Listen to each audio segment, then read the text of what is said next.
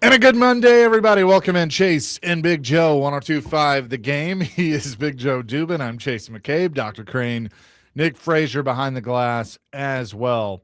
Hope you had a great weekend and you're having a great Monday so far. JoJo, what's up? How are Oh, man. Our buddies at Nash Dogs came by and dropped off a bunch of food. And so our break room it's like summer camp, man.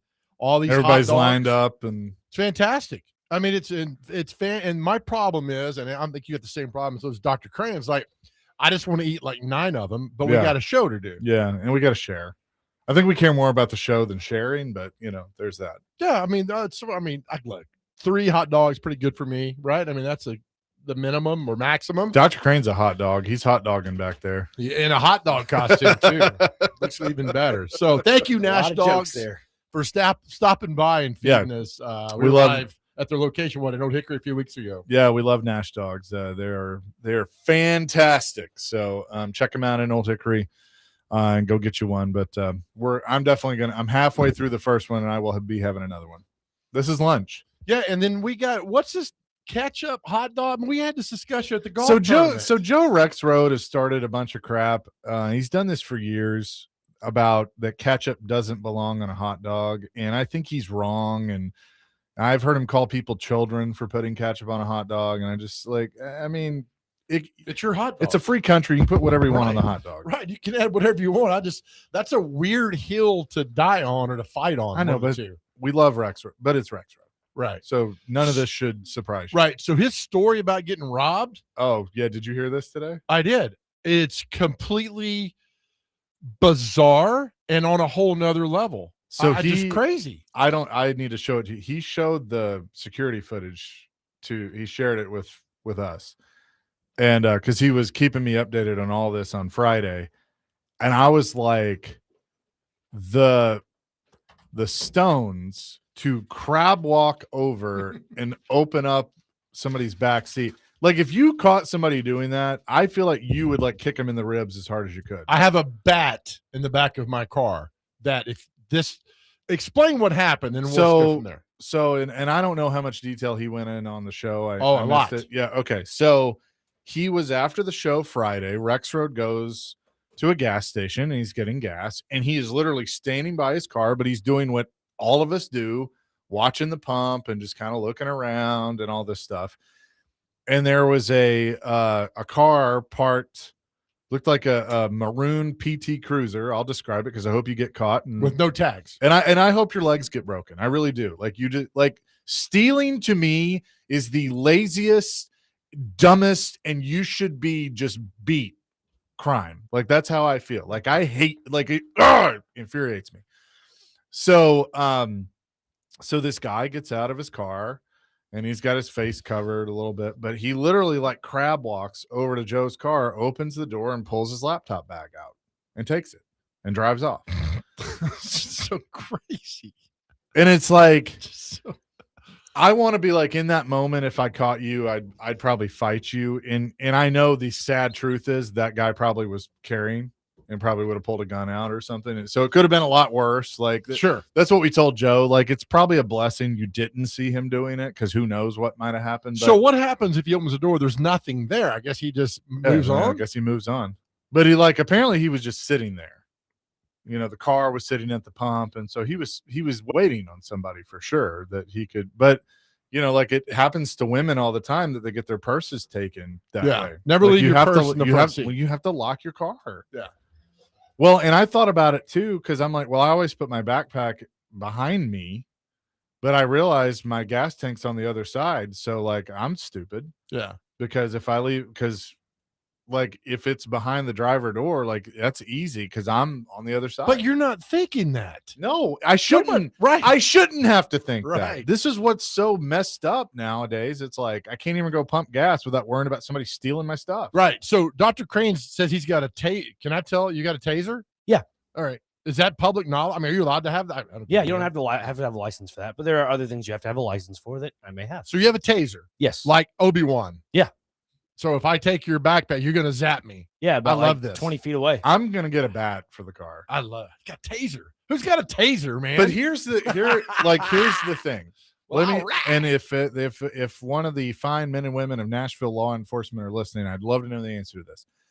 If I catch someone taking something out of my car and I go and swing for the fences at this person with a baseball bat or my foot or whatever, right?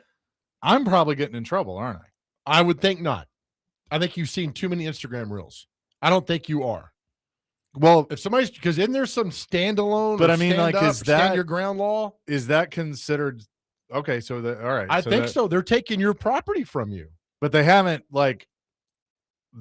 threatened me with bodily harm yet. I'm just catching them taking. Yeah, I think enough. If law enforcement wants to call and let us know, but I think because they're taking your personal property, you have a right to defend yourself. Because like my instinct, and I think a lot of people's instinct is, I'm going to beat the ever loving you know what out of you. Sure, because you're taking my stuff. Right. There were some instances where somebody was shot. You broke in my house. I shot you. Now that's different. Then you crawled to the curb, and then some weird law that somewhere that like you could sue me.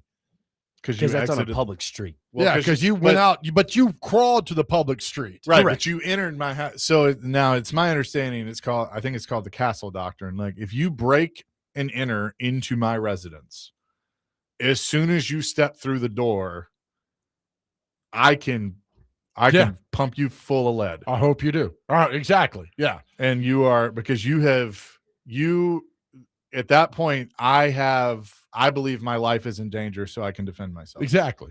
But go back to your car. Put a bat in your car. I know you got a bat in your office.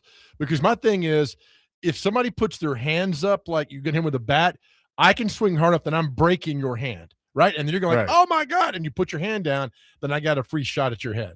I'll be relentless. I will be relentless.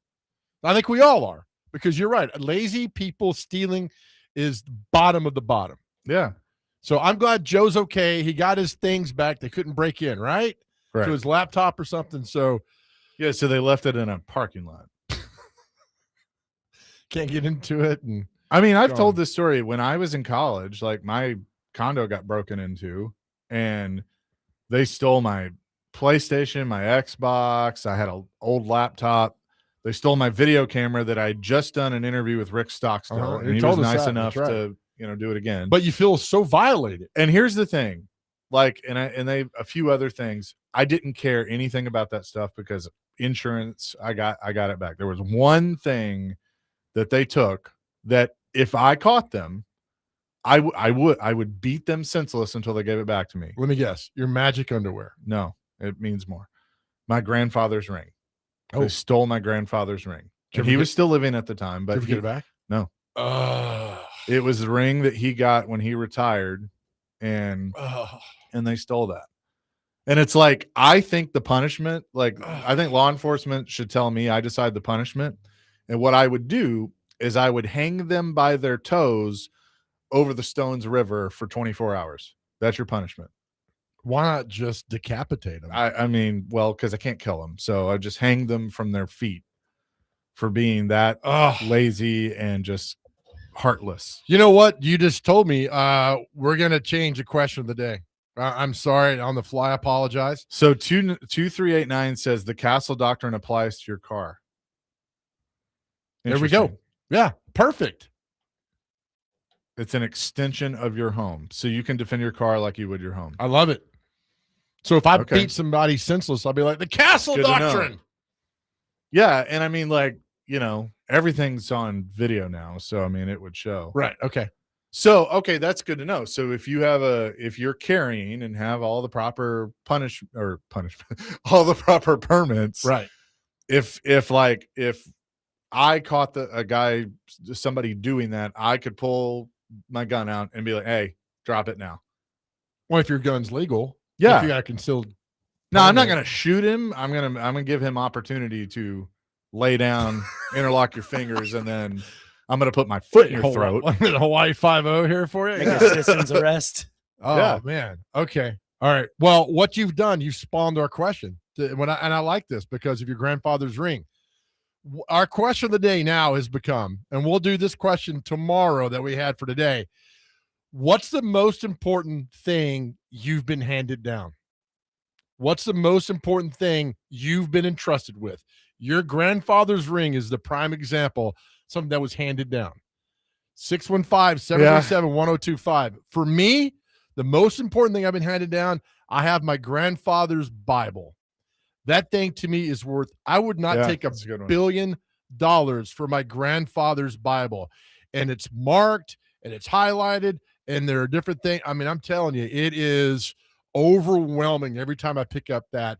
And I'm entrusted with that, my grandfather's Bible, which I'll hand down to my son and he'll hand down to his son, on and on. So that's just a good thing. You had your grandfather's ring, something you've been entrusted with within the family, been handed down. Yeah, that's a good one. Yeah. I need to think on, because You there's had a it. few. You had the things. ring. Yeah, the ring and the Nothing's going to top the ring of your grandfather. yeah. I'd like to go on a search with you and beat someone's If ass. I ever saw somebody with it, like they better talk fast. Was this on your mom or dad's side? That mom's. Did you ever tell him it was gone? Oh yeah. And he was like, "Well, it's not important," and I'm like, "It was to me." It is important. Dr. Crane, you got one? It's been handed down. Oh, he's on the phone. Anyway, 615-737-1025.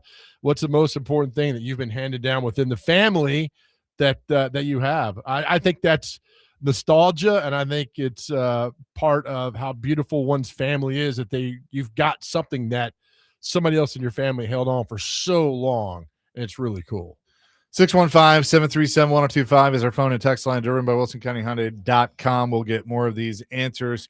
Coming up next, it's Chase and Big Joe on a Reaction Monday, which is brought to you by Pella Windows and Doors of Nashville, here on 102.5 The Game.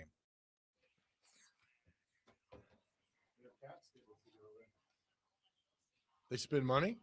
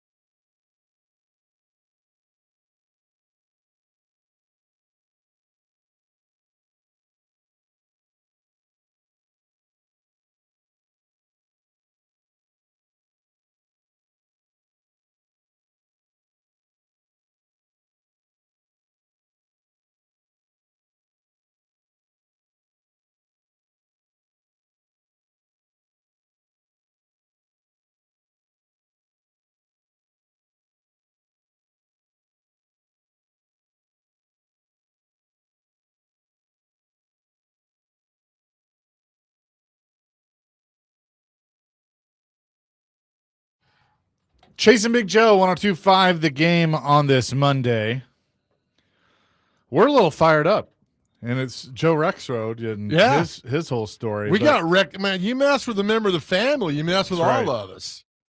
So our question of the day is, what have you been handed down in your family that they've entrusted you with? Chase had his grandpa's ring. I've got my grandfather's Bible. Dr. Cran, what do you got? So my grandfather lost this pinky ring way back in like early 2003, and I've always wanted it since I was like a toddler. And so yeah, there was a remade version of the pinky ring that was handed down to me, and I still have it to this day. So very cool. I wear it from time to time on celebratory purposes, but other than that, it just stays in a very safe place. So let me ask, sure, and I hope I'm not stepping out of bounds here. Is there a significance to why it's a pinky ring? Yeah, back in the day, like around the 60s and 70s, it was a pretty cool fashion statement, especially like if you had a pinky ring, you were like, I'd say A class. Yeah. Like if you're one of the top celebrities in the market, you were like one of those guys that wore a pinky ring. Like prime example, Ric Flair was the guy that wore all the diamonds and wore the gold bracelets and all that stuff. My grandfather never wore bracelets, but you know, he had a nice pinky ring here and there that was, you know, showed subtle. Status. Yeah, subtle, but nice status. Okay, I gotcha. 3797 says my mother's wedding ring. Ooh. 8078. Nothing like talking about the Bible, decapitation, and beating people senseless in the same segment. Hey, you never know, right? You never know what you're going to get here. That's right. Isn't there beatings in the Bible, right? I think there's some in there as well. I'm not a theologist or whatever, but I think there's some in there. Craig wants to weigh in. Craig, what's up? Yes, my uncle gave me a Brandon 30-06 automatic with a Leopold on it. So, you know, if somebody stole it, you know, I would do like I said, man, would beat somebody. Why you? Why did you get the gun? Just because he's probably worth $1 billion and I'm his favorite nephew. Oh, can we be part of this family too, Craig? I like this. Listen, it was nice meeting Big Joe. Me and Melissa, my wife, Craig and Melissa Ledbetter, met Big Joe at the David Lee Roth show, and that was a pretty cool show. Oh, yeah. Yeah, that's right. How are you, man? Fine. Listen, one day somebody stole my deer antlers out of my trailer in Southwest Mississippi. And about 5 years later, he gave them back and asked me to forgive him. And I forgave him and got my deer horns back. Wow. What, did you know the guy? Yes, I knew him, and if I would have found him in there, I would have took care of him, you know. But look at you, Craig. It shows the growth that you were able to forgive this dude who stole your antlers. Proud of you, man. Listen, if I got 1 second before that, I gave the deer antlers to a taxidermist, and a $100 bill. He mounted the whole head. I stopped by. He said, "There it is on the wall. I just got to put the mascara on there." And so that means just paint or something. So I went to Charlotte Motor Speedway, met a redhead with green eyes, moved in with a Reggie White, was my neighbor on Lake Norman. So I didn't come back for 2 months. I stopped by to get my deer horns. He said, "Well, you didn't." I said, "Certified letter. I took your deer horns off and gave the cake to somebody else." I said, "What?" I said, "Where are my horns?" He said, "Right, yeah, give me my horns." I got my horns and left. Okay. It's like a Jerry Springer episode, Craig. You okay now? Thank you. Yeah, that's them same set of horns and then Mount Juliet on the coffee table looking beautiful. Love you, man. Nice. Thank you, buddy. Thank you for the call, Craig. Appreciate it. Joe. Bye-bye. Chase with a quick cutoff. Get out of here. All right. No, that was a good call. All right. This is a long text. Chris J, for question of the day. My paternal great-grandfather went to VMI, Virginia Military Institute, back in 1900. He was given a ceremonial sword when he graduated. That sword has been in the family as the sword that cuts the wedding cakes for all of that side of the family's weddings. I was always fascinated by it as a little boy. I'm 55 now and have been married for about 17 years. The sword is kept by various members of the family, just depending on their situation. And we kept it for a short time after our own wedding. During our wedding, I made sure that there was a write-up of the entire history of the sword, where it came from, who it belonged to, and what it was for. If one of those family heirlooms that carries its own mystique, not only for who it belonged to, but for what it represents nowadays. That's pretty cool. Heck yeah, it's pretty cool. Oh, that'd be awesome, man. Just passing it around. That's cool. So that thing is, what, 126 years old or over that? Almighty. I would not want to be entrusted with that. Yeah. I'll take the Bible. I'm good with that. But, man, something like that, ew, goodness. Yeah. 615-737-1025. Keep the answers to our question of the day coming in. John McClain going to join us at 2:00 today. Have you been following this Brandon Sorsby stuff? A tad bit. And my thing is judges need to stay out of sports. I agree. But so here's my question. Well, give the backstory. Well, the backstory is he was caught gambling on football as a football player, including his own team when he was in Indiana. That is forbidden. You can't bet on sports if you're a college athlete. I mean, you as a analyst for MTSU can't bet on sports. Correct. So it's pretty clear cut what the rules are. And he violated the rules, and the punishment is he's ineligible. He's lost his last year of ineligibility. So he has sued the NCAA and, is trying to get injunctions and all that stuff. And I will say it's not often that I take the side of the NCAA because a lot of times they cause a lot of these problems themselves, and they've probably caused this one themselves too. Right. But in this situation, they're right. He shouldn't play. No. He broke a pretty well spelled out rule. And I know now he's, in rehab and look, we are proponents of mental health and getting help, and he should get help, but he shouldn't be able to play football this year. He's not. And here's the problem. It exposes the NCAA because they don't have subpoena powers. They can't sue you. They can't take you to court. They can't do anything except slap you on the hand. Now, in the past, it was, NCAA says a death penalty. Well, we got to abide by this because they do have lawyers, but NCAA itself doesn't have subpoena powers. This is just bizarre nonsense. The fact he's allowed to come back and play. I mean, he was betting on individual pitches in a game. Like, is this a ball or strike? That's how much he was into gambling. It wasn't just like a few bets here and there. This dude was betting on any and everything. It's wrong. I still think Pete Rose should not be in the Hall of Fame because he violated a rule that says if you bet on baseball, you're not in the Hall of Fame. Right. You can gripe and moan all day and he's dead and gone. He violated the rule of betting on baseball, and he did that. Sorsby's done the same thing. He should not be allowed to play. What this does now, and I think he's got judges that are Texas Tech judges. Well, allegedly. one recused himself. One was like a backer or an alumni. That's what it was. He was an alumni of Texas Tech, and he recused himself. Good. Which is the right thing to do. Yeah, good. He should have. So, I don't know. When the judges get involved and you're an alumni and you go friends or this, that, and this is allowed to play, this is ridiculous. And absolutely ridiculous. Now, look, if he wants to enter the NFL supplemental draft, then fine. I mean, there's nothing that says he can't do that. No, right. He can. So if a team, and there are teams that grade him as a late first round, early second round pick, that he might be graded higher than some of the quarterbacks that just came out. Right. So if that's the case, now, if a team took him in the first round of the supplemental draft, they're giving that pick up next year. I don't think they're going to do that, but you get him as a fourth rounder? Right.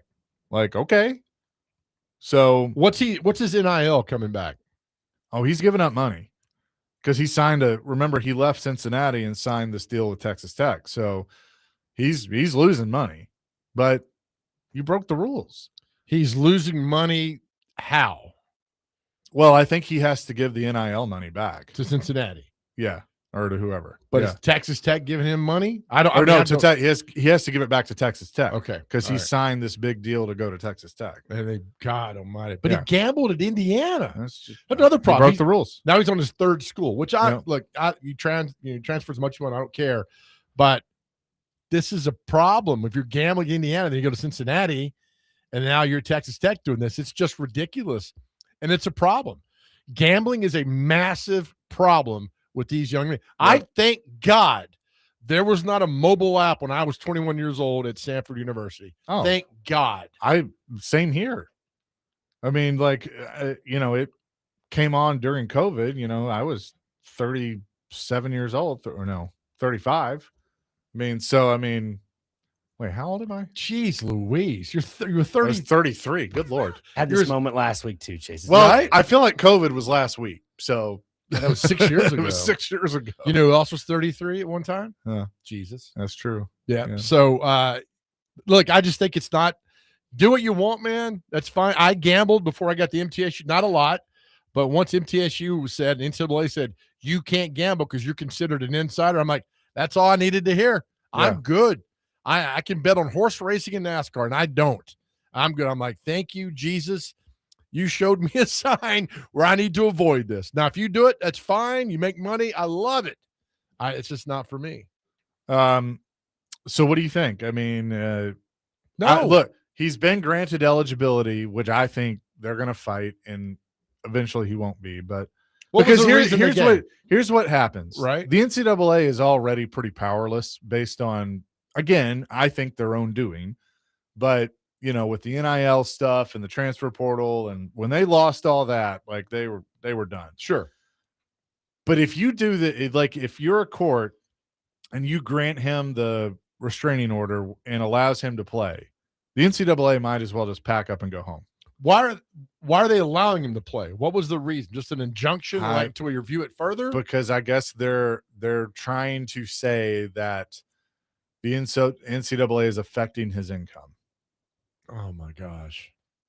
Also, it says here in the report on ESPN, Judge Ken Curry ruled that Sorsby's attorney demonstrated he will suffer probable imminent injuries if he is unable to play for the Red Raiders in 2026 and enjoined the NCAA from prohibiting Sorsby from practicing or playing this fall. Shouldn't have gambled, bub. Yep. Play stupid games when stupid prizes. And here's the other thing. So let's talk about this coming up next. If you're an NFL team and you're watching this whole thing, now the kid's talented, there's no question. But are you going like, yeah, I mean, if he does, I got a great answer. If he doesn't get his way, I'm curious of how the NFL is viewing this. We'll discuss that coming up next. Jason Big Joe, presented by the Omni Nashville Hotel on 102.5 The Game.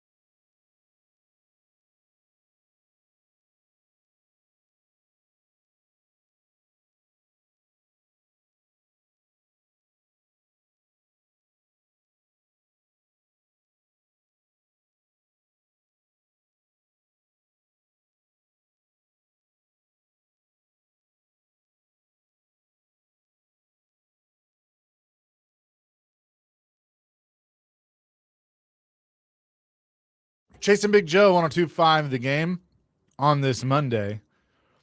Before you answer the NFL part of this with the Brandon Sorsby story, if you're just joining us, he's been granted eligibility because he was granted an injunction versus the NCAA and is currently eligible to play in 2026. Now, this is not over by any means. The NCAA will fight this and should win, to be honest with you. But someone on our text line, 5102, says, if Texas Tech doesn't want him, I'm sure their student code of conduct has something about gambling and they could just expel him.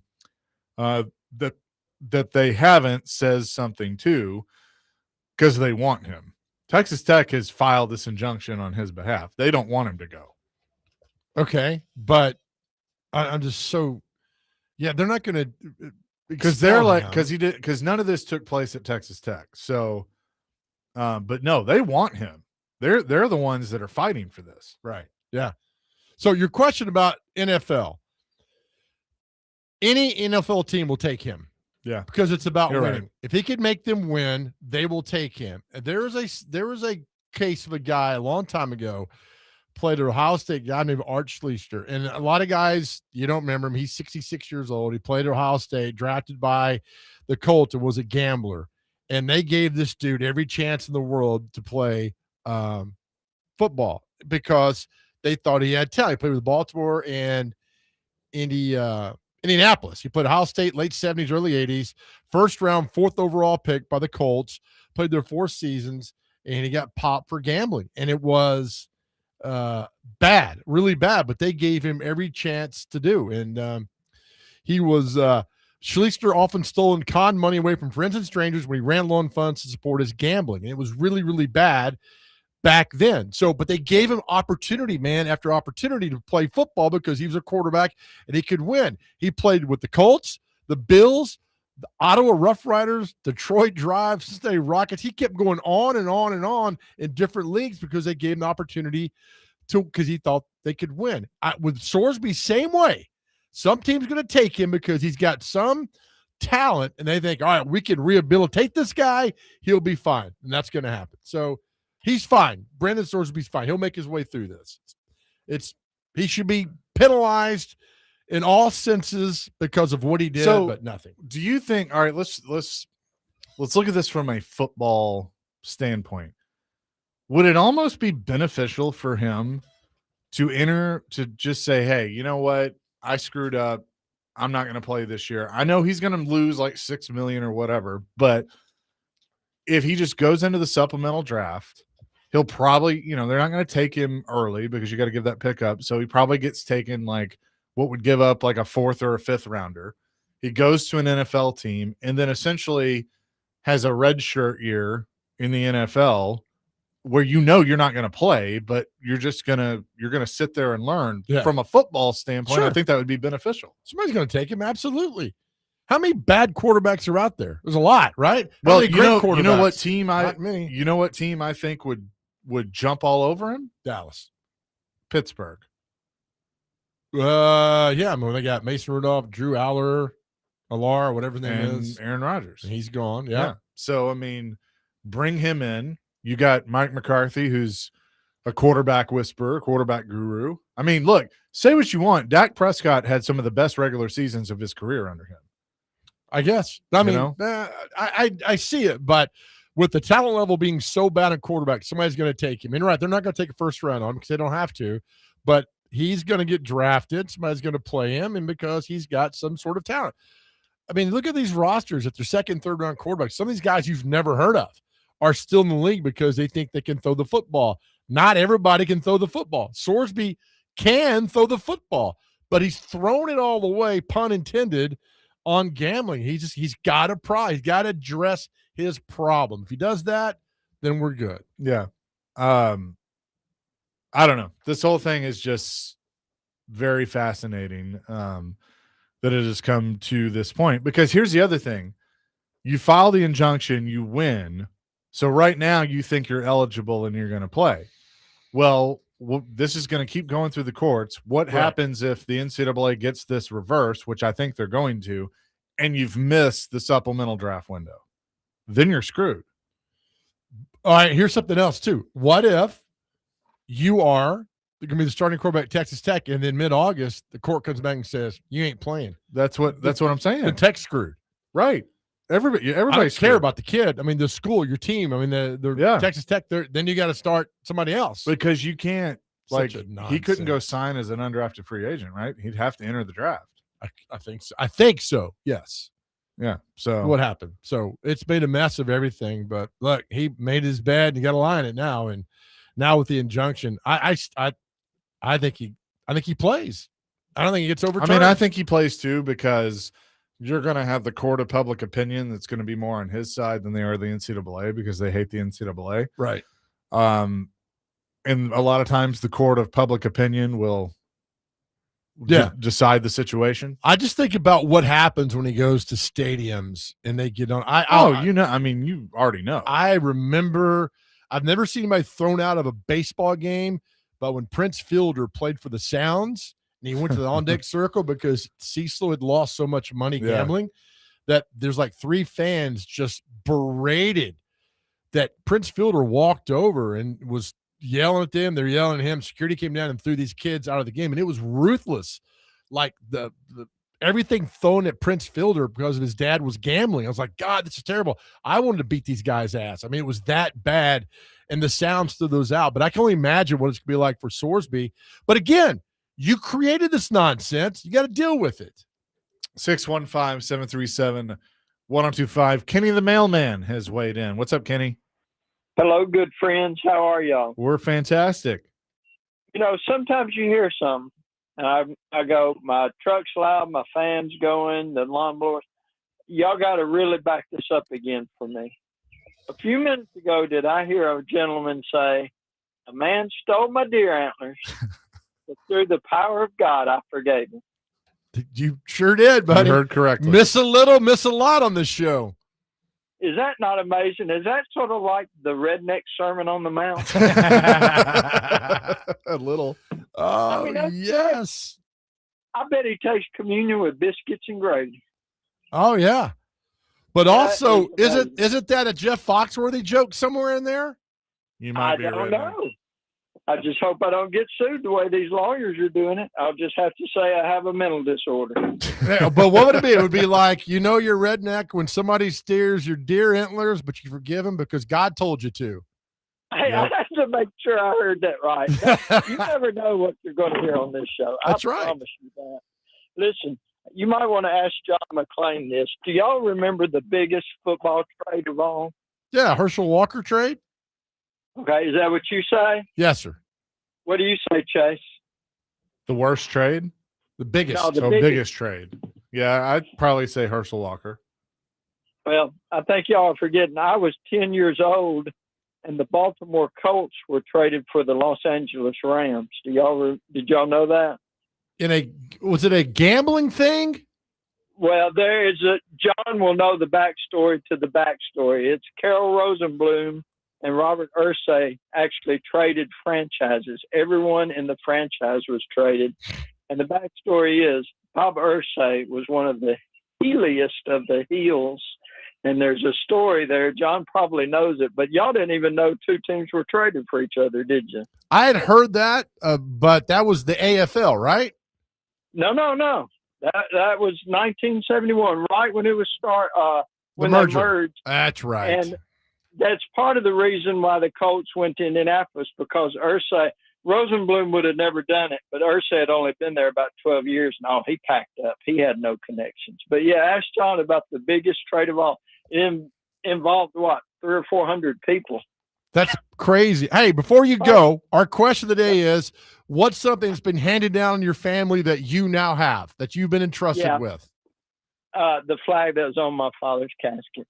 Oh, wow. The soldiers folded it for him, put his medals on him from World War II. World War II, I'm talking about. North Africa, Sicily, Italy, Southern Germany, and was waiting to invade Japan. So, yeah. Sometimes people say that flag's worth $67. No, it's priceless. There you go. That's great, Kenny. Yeah. Thank you, brother. Thank you, Kenny. You too. Really good stuff. We'll continue this discussion. Coming up next is Chase and Big Joe, 102.5 The Game.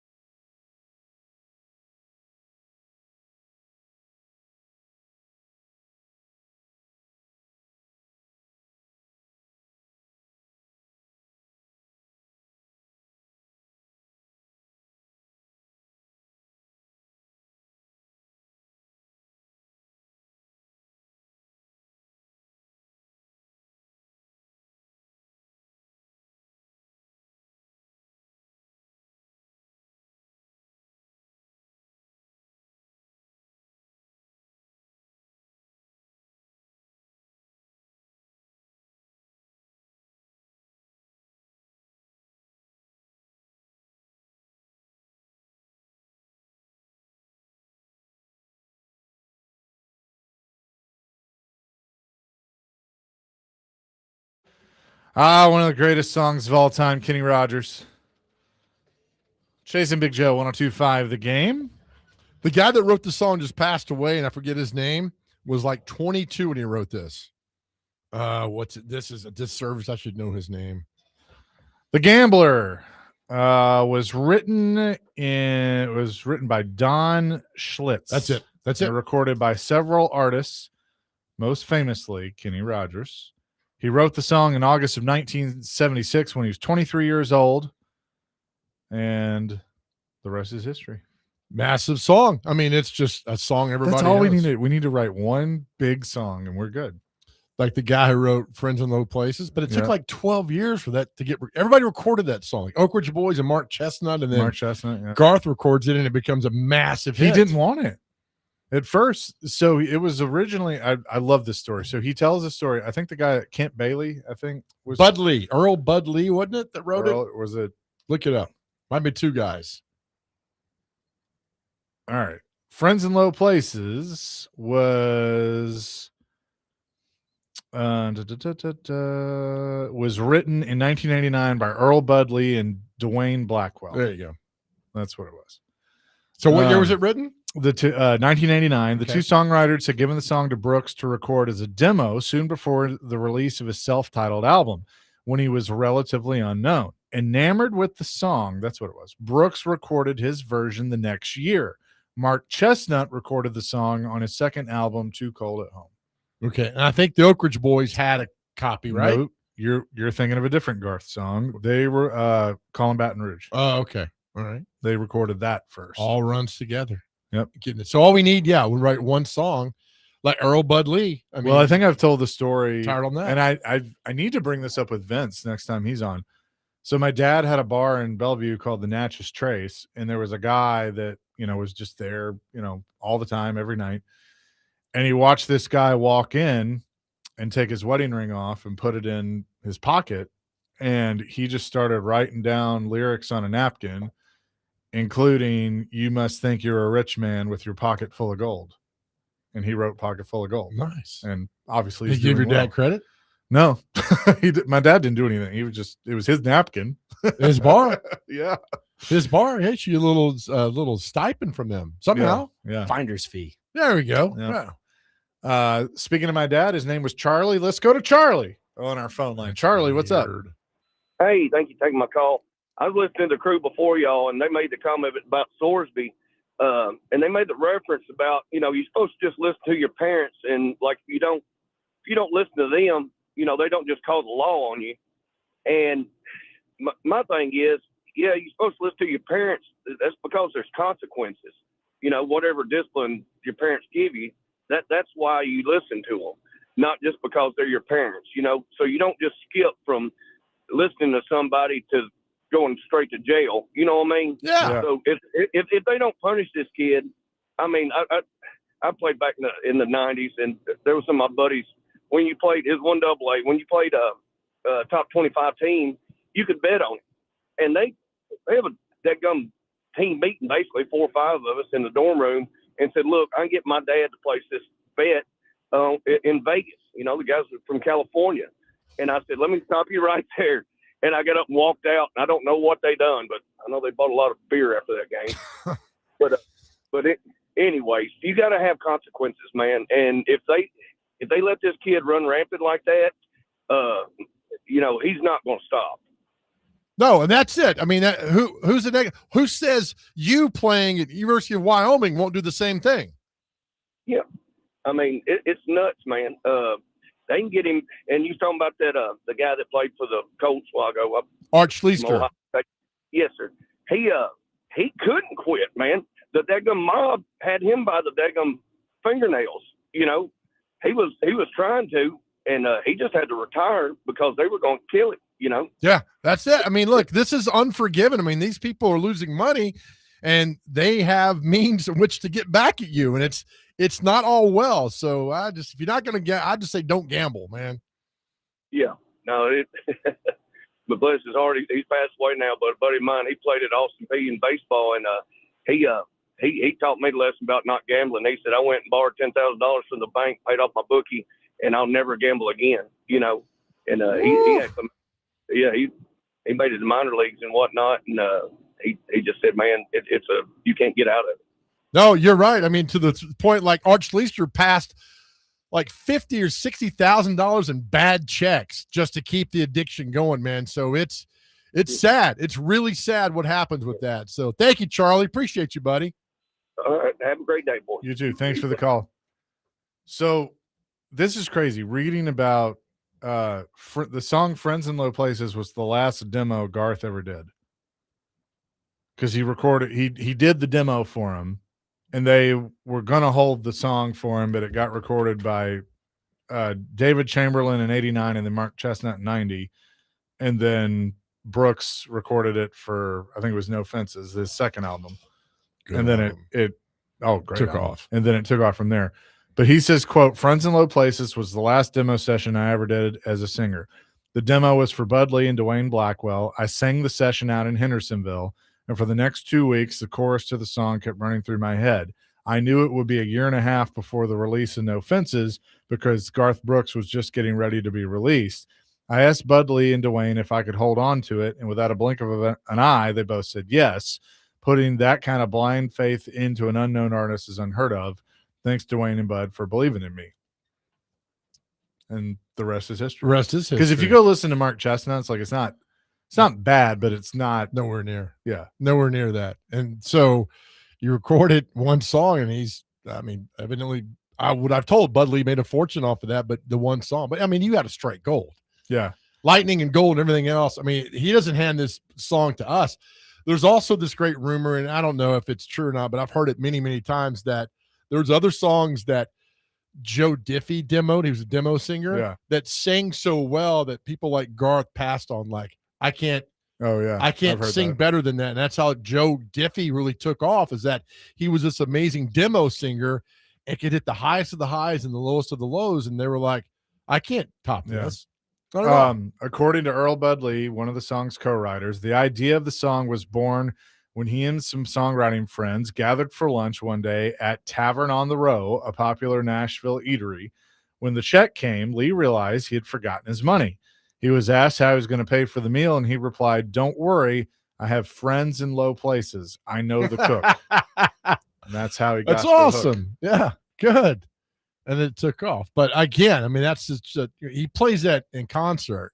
Just the first couple chords, people lose their mind. Was Tavern on the Row got destroyed in the tornado? I heard it was the Longhorn Steakhouse down off West End, the one that's on the cut through. I'd always heard that's where they met. But who knows? Yeah, but I mean, but there was a place. I'm asking the place Tavern on the Row. Like, I don't know. I've heard of it. I don't remember where it was. Because there was a place that was on music. Because people used to actually play on 16th Avenue. There were some bars and stuff, but and I think that was one of them. But it got destroyed in the tornado. I think I don't remember. But I could be wrong. Which, the 98 tornado? Yeah. Well, I came right through downtown, that area. So I don't know. 615-737-1025. We'll have more coming in hour number 2. It's Chasing Big Joe, the People Show on 1025 The Game.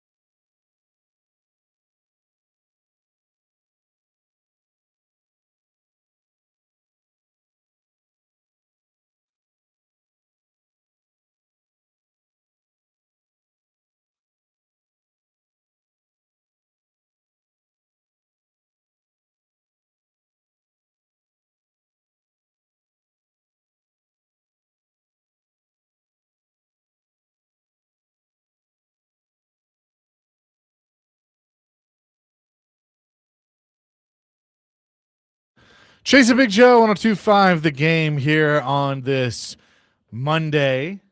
Hope you're having a great day so far. Joe's excited about this next call we're going to take. Let's hear it, man. So okay, well, let's just bring him in. Hawken wants to weigh in on the pocket full of gold story. You're going to either tell me I'm full of crap or add more to it. So what you got? Well, I'm a tennis pro down here in Brentwood, but one of my colleagues' husband is a former basketball player for Vanderbilt. His name is Brian Holzmiller. Yep. And apparently he went out to a bar somewhere in Nashville, I don't know which one, and saw this guy take off his wedding band and put it in his pocket and start chasing women. And I don't know, he coached with Vince Gill or had some kind of connection with Vince Gill, and he told him that story. And Vince Gill, I believe, had a record called Pockets Full of Gold that went gold. He did. But Brian got credit for that. And I believe I saw that record on Brian's wall in his house one day. Yeah. Okay. So our stories are matching up. Thank you for the call. I appreciate it. The bar was you should have kept him on. There's some more from him. All right, keep going. Sorry. Keep going. I thought we were done. The bar was my dad's bar. Because I do remember now that he says it, and I'm reading the story. I thought he did mention he was a Vanderbilt basketball player. That he would come in, after, I guess he was a basketball player. So he played basketball at Vanderbilt from 78 to 81. Yeah. Yep. And Dad didn't get the bar. Well, that was around the time Dad got the bar. But and then I guess he knew Vince because Vince has the co-write on it. And that's how it happened. So yeah, I mean it matches up. That matches up to the story my dad always told me. Okay. So he's in your bar and your dad's bar, and he saw all that happen. Yeah. But I mean, I just remember Dad would always say, like, he had the hook of, you must think you're a rich man with your pocket full of gold. I'd love to see how much money he made from that song. Probably a good amount. I mean, and yeah, Vince had the album. The whole album was called Pocket Full of Gold, and that was one of the singles. It's a great album. The album was Pocket Full of Gold, was certified double platinum, 2 million copies. So it had Look at Us, Take Your Memory With You, Pocket Full of Gold, and Liza Jane were the big singles. This was the time it vaulted his estimated current net worth to around 30 million. Not bad. Why don't you go find somebody putting something in their pocket and come out, let's write a song. Do that. Pocket full of what? Something. But yeah, Rexroad told the story about putting mints in his pocket without a wrapper. We can write pocket full of mints. Yeah, there's a song. Yeah, Brian Holzmiller song. Good. You know what? Vince didn't have to do that. My dad played softball with him at West Park. Vince? No, Brian. Brian Holzmiller? Yeah. He's 6'8". Yeah. Your dad's 5'8". Doesn't matter. Right. That's still plays softball. It's kind of like you and me hanging out, right?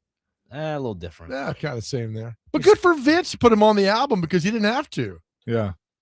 Well, I mean, it is the right thing to do if he came up with the hook. How many people don't do that, though? No, I'm sure. I mean, give you credit or something, a little line like, I need to put that down and do that. So good for Vince Gill. Good for Brian. I made some good money. From what I understand from my songwriter friends, technically, like if you and I are sitting in here and we're writing a song, and Dr. Crane is sitting in the room with us, even if he doesn't contribute anything, he still gets credit because he was in the room. He's slacker.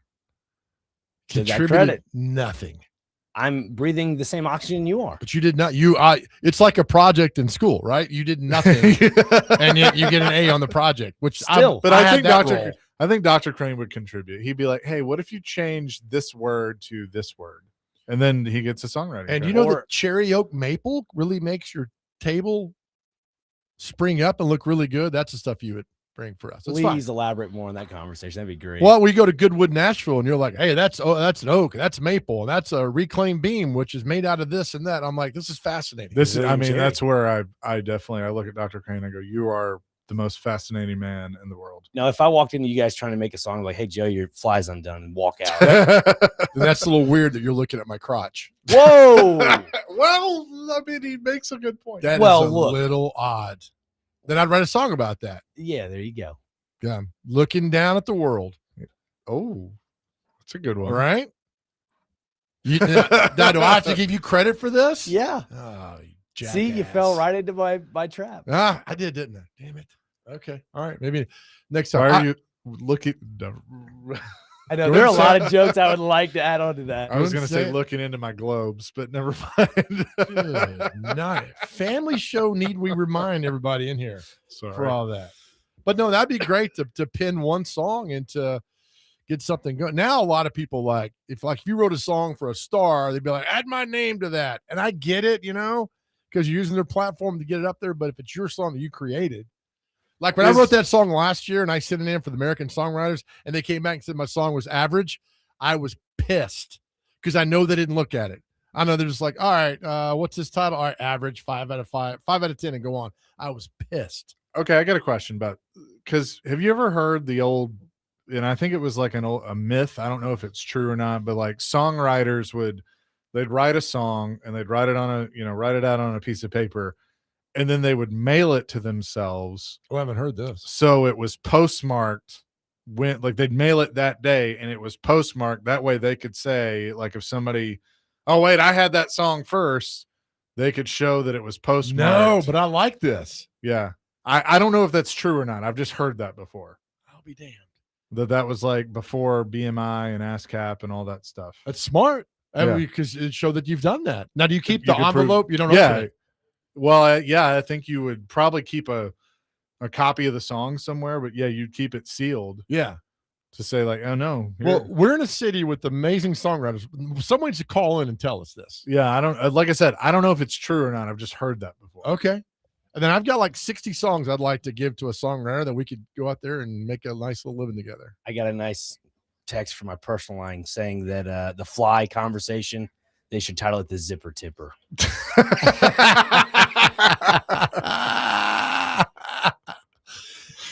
Do we know this person? Maybe. Okay. You've not met him, but yeah. All right. The Zipper Tipper. Oh boy. Or the Button Buster. I like the alliteration on that one. That one I came up with. Oh, okay. I don't like it then.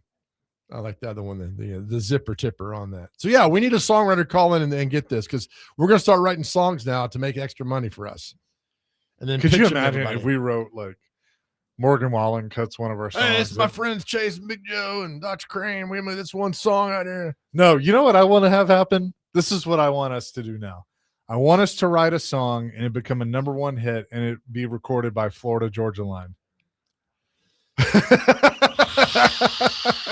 God, that is I'm severely conflicted on that now. Like, I can't stand them. Like, but I do like money. If we wrote this song and let's just say I'm like, in charge of all, talking to all the people or whatever, and I come in and I go, hey, Florida Georgia Line's cutting our song, and they think it's going to be a hit.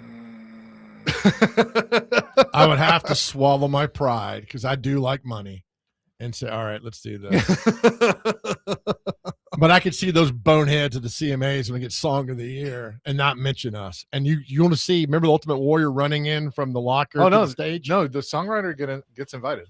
But I know, but if they win and they don't mention our name, like, we go up with them. If it's like record or Song of the Year, one of them you don't get to go up. If it's Song of the Year, you go up. If it's Record of the Year, you don't. And they don't mention us. I'm like the Ultimate Warrior running out of the locker room. Because song of the Year is the lyrics and the writing of the song. Right. Record of the Year is the actual. That's right. They have an awards fest, the BMI Awards? CMA. BMI, but you go, BMI, ASCAP, CMA, all of them. By the way, King the Mailman called in and said it is called a poor man's record, copyright. Poor man's copyright. Of course he would know. Yeah, he said you can send it yourself, but don't open it. And then that's where you call it a poor man's copyright. Okay. I like that. So I knew he would know. Yeah. Okay. So you can do, like, I think you can kind of do that with like all sorts of legal documents. But is songwriting getting paid like it did back in the day? Because I'm not sure. I don't know that it is. I remember I had great conversations with the late great Steve Cropper about songwriting and royalties and all that, and it was fascinating how things took off. But I got a great title. I'm not going to say over the air because somebody will steal it. I got a great title. Reaching #1. Okay, this is according to AI or to Google. Reaching #1 on the charts typically yields anywhere from $20,000 to over $1 million in royalties within the first 12 to 18 months. Because the music industry operates on multiple revenue streams rather than a single flat fee, your exact payout depends heavily on your specific publishing and distribution deals. Okay. So that is one thing I've always heard. If you become a songwriter, keep your publishing. Like, don't sell like an artist would sign with a record label, so Right. the record label gets a lot of it. It's kind of like you don't want to sign with a publishing company because then you give up your publishing. Did you see Friday's news about Garth Brooks? No. Allegedly, somebody has offered him, if he sells his publishing rights, his music catalog, between $1 and $2 billion. Well, if I'm Garth, I don't have my publishing anymore. $1 billion. What's he worth now? It's got to be up there, right? I mean, even without, let's see. It's got to be. He's, according to Google, estimated 400 million. That's it? That's all he's worth? I can't be correct. That's what it says. Celebrity net worth, and they're usually right on it. What's Paul McCartney worth? Curious. Been around since 1961. Guess. 800 million. 1.2 billion. Okay. I could see that. All right. Yep. And didn't I read that somebody just hit $1 billion? Springsteen? No, his was like 600 million. It may have been Taylor. No, 2 billion. Taylor just hit 2 billion and is like the richest female musician in history. Okay. Well, nice. So Taylor's worth 2 billion. Travis Kelce's worth 90 million. So, and this weekend is the wedding. Oh, is it? June At the 13th? Garden? It's at the Garden, right? The wedding? They're getting married at Madison Square Garden. Are they? I thought they're getting married somewhere on the beach. No, and I read it the other day that it was at Madison. Oh, it can't be. Look it up again. There's no way. That's our question later in the week is Travis Kelce's prenup. What Taylor Swift can't get from him. We'll do that later in the week. Before. I know. We'll do it again. Taylor Swift and Travis Kelce are reportedly planning to hold their wedding ceremony at Madison Square Garden in New York City. Save the dates for the event. They were sent out for July 3rd. So it's not June 13th? No. I think they couldn't get that venue. But I thought 13's like her. I know. Number. I'm just telling you what the internet's reporting. So they're getting married on a Friday. Yeah, before the 4th of July. How awful. Madison Square Garden. She's better than that. No, it's smart. You know why it's smart? Because if I'm her people, I call them and say, hey, she wants to get married here. She's willing to trade out a concert, no cost. No, here's what you do. We're going to get married. They're married there. Then they small wedding and they fly off to somewhere off the coast of South Carolina. Yeah. But I guarantee you they're going to announce some sort of Taylor Swift concert at Madison Square Garden in the near future. I guarantee. I don't think it happens. I think she's old school soul. She gets married in a church. Well, there's plenty of churches right next door. There are. So you could do that. I think she's old school. I would not want to get married in Madison. No. By the way, it's the party anyway, right? I mean, have a small wedding, have a massive party. That's what you need to do. Logan on our YouTube chat says Florida Georgia line is god awful, and Cruz. Bleh. I'm with him. That might have been me writing that in my subconscious. Could have been. Yeah. Could have been. 615-737-1025. We'll have more coming up next. Chasing Big Joe, 1025 The Game.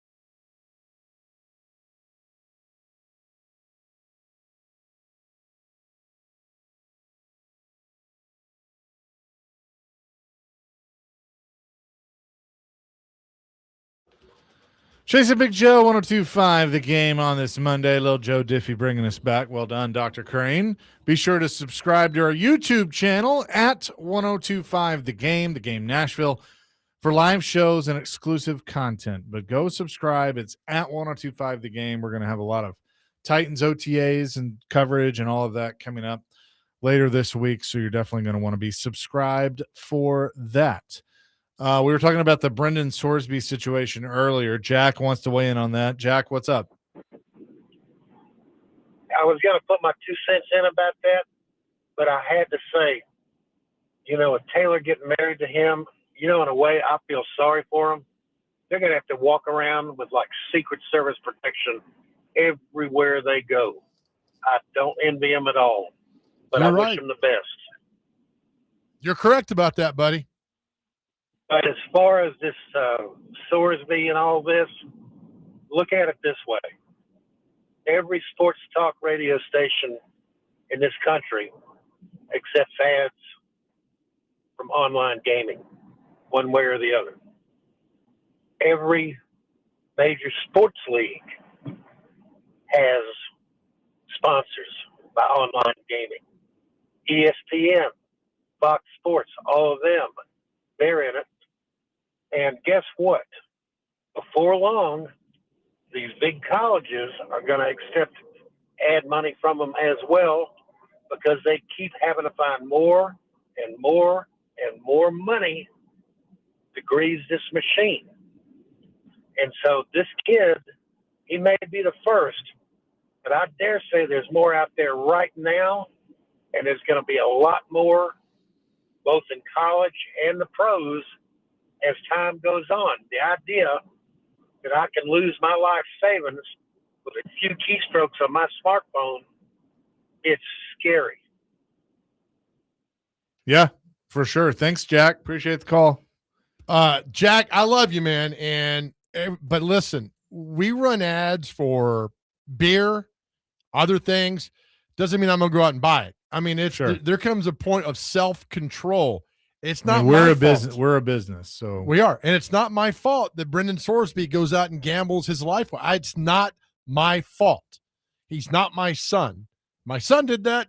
Different story. But the old thing, Joe Esposito was asked one time, "Why couldn't you save Elvis from dying?" And he said, "You can't save a man from himself." Yeah. That's it. You can't do it. So we run these ads. Doesn't mean go out and get addicted to gambling, get addicted to drinking. I understand all that, but it's just part of it, man. It's terrible. But you are right, Jack. Other kids are doing it. I'm afraid other kids in high school could do this. I know they say you got to be 21, but they're finding ways to do it. They all are. To get your buddy to do it or somebody to do it, just don't do it. I know it's easier said than done, but don't do it. I'm with you. I mean, they set it out there to be a rule, and it's up to you to follow through. Yep, that's it. And that's it. Titans did have an OTA practice today, in case anybody was wondering. Well, you couldn't report on it or something? You had to. Well, the TD's reporting a little bit. You couldn't shoot practice or something. Yeah, I don't know. It's to a point now where it's kind of like, all right, you guys will let me know what I need to know. But it's been that way. I mean, I started covering the team when they moved here in '97, but it was all the OTAs. Again, you're not missing anything about the OTA. It's just not. We need content, and God bless TD and Koharski and all those guys that get it. That's fine. But think about how far we've come. We've gone from, hey guys, how you doing? Can you not shoot this play? Thanks, we appreciate it. To we need you to sit in the parking lot. You got 2 minutes to shoot the parking lot video, and then you're gone. No, you're exactly right. I mean, that's how it's evolved. Coach and I have talked about this. He was like, he would walk over to y'all and go, hey guys, would you mind putting your cameras down and not shoot the next 3 or 4 plays? Yep. I'm telling you, I have thousands of hours of camp footage that I had under Jeff Fisher and under Wisenhunt and Malarkey up until Rossini's boyfriend got here. That's when it all kind of stopped in 18. Didn't Malarkey like there was something that he talked to you about or Yeah. So I'll make a long story really, really short. The last play we could shoot, they had 50 minutes of practice. They did the what was the play? It's not the home run throwback. It was but like their special teams play. and it's the play that beat New Orleans, the Saints in 15. And it was like it's a reverse pass back to Mariota, and he throws across the field to Fasano, the tight end. So I shot that in practice, and I ran on the news at night, just ran it. Evidently, they watched the local news and then were worried that the New Orleans Saints would tape national sports broadcasts and watch, which I think made me laugh. But the fact, I think it's true. But the fact that Robbie and Dwight and all the PR team taped every sportscast in Nashville, and Malarkey and them saw that. So Sunday before the game, they're like, should we put this play in? Because the guy on TV revealed the entire, because I shot the whole thing wide and even followed the ball perfectly to Mariota and to Fasano. They're like, they're going to know what it is. The words were, Sean Payton's going to know this play. And then it was like a consternation throughout the morning. So evidently at the morning meeting, game day, they decided to put the play in. That play won the game. Yeah. Next Wednesday at practice, Malarkey, and I'm shooting video again, and I see this figure walk in my frame. I'm like, what the hell? And him and Robbie are walking towards me. I was like, oh, God, here we go. But I didn't know the story. But he was cool about it, wasn't he? So cool. Yeah. I love Malarkey. He walks over to me, pulls me aside, and he tells me that exact story in like 15 minutes. And I'm like, oh, he's like, yeah. So we asked you to do that. I said, hey, that was the last play that I shot. It was good. He's like, no, it's fine. It's fine. Just to let you know what we go through with plays and why we don't allow you guys to show practice plays. I'm like, great. He's like, you feel free to do anything. I don't care, but we know the time's up. I was like, hey, man, no problem. Because that's my fault. I should have ended practice for you guys earlier to shoot, but that was my fault. Yeah, because you didn't do anything wrong. Did nothing based wrong. on the rules. Did right? nothing wrong. Yeah. But the fact that I could see Sean Payton with the Saints, like, who's this fat guy at this TV station? What play is this? Writing it down. They were so worried about it's that. Brilliant, but I think it's true. I think it's 100%. Now, do I think Sean Payton is sitting there watching every newscast? No, but I think he has an intern that is. Right. That is going to go, hey, coach, you might want to look at this. Because they just showed a play they were running at practice. So the real quick, the Cowboys documentary, we watched everything. There was a scene in there where Jimmy Johnson's watching the local news when they played the Super Bowl versus the Bills in Atlanta, and he notices that during practice the Bills have a formation where Thurman Thomas is not in the backfield, but he's at the line of scrimmage, and it's a reverse to a tight end and blah blah blah, and it got some yards in the practice thing. And Jimmy Johnson called an intern for the Cowboys and says, hey, I just saw this play where Thurman Thomas goes to the line of scrimmage, lines up behind the tight end. It's not in our scouting report. And they're like, yeah, coach, we don't have it. The Bills run that play in the Super Bowl, and it gets stuffed for like a 5-yard loss because Jimmy Johnson saw that on the sportscast and was like, what the hell? So there is some credence to this could happen, and people see that. The fact that it was me is just a little weird and kind of bizarre that would happen. But there are cases where you could give something away, but you got to be watching, and it just happenstance that went on. But Malarkey was really cool to me. But now all that's been taken away. Now you can shoot stretching, guys walking out. That's fine. And I get it. I understand that. But they have their people shooting, and like their people know what they can and can't show. Yes. Yeah. Here, you know what I think? This is what I think is going to happen, and this is not just the NFL. I think it might be all sports.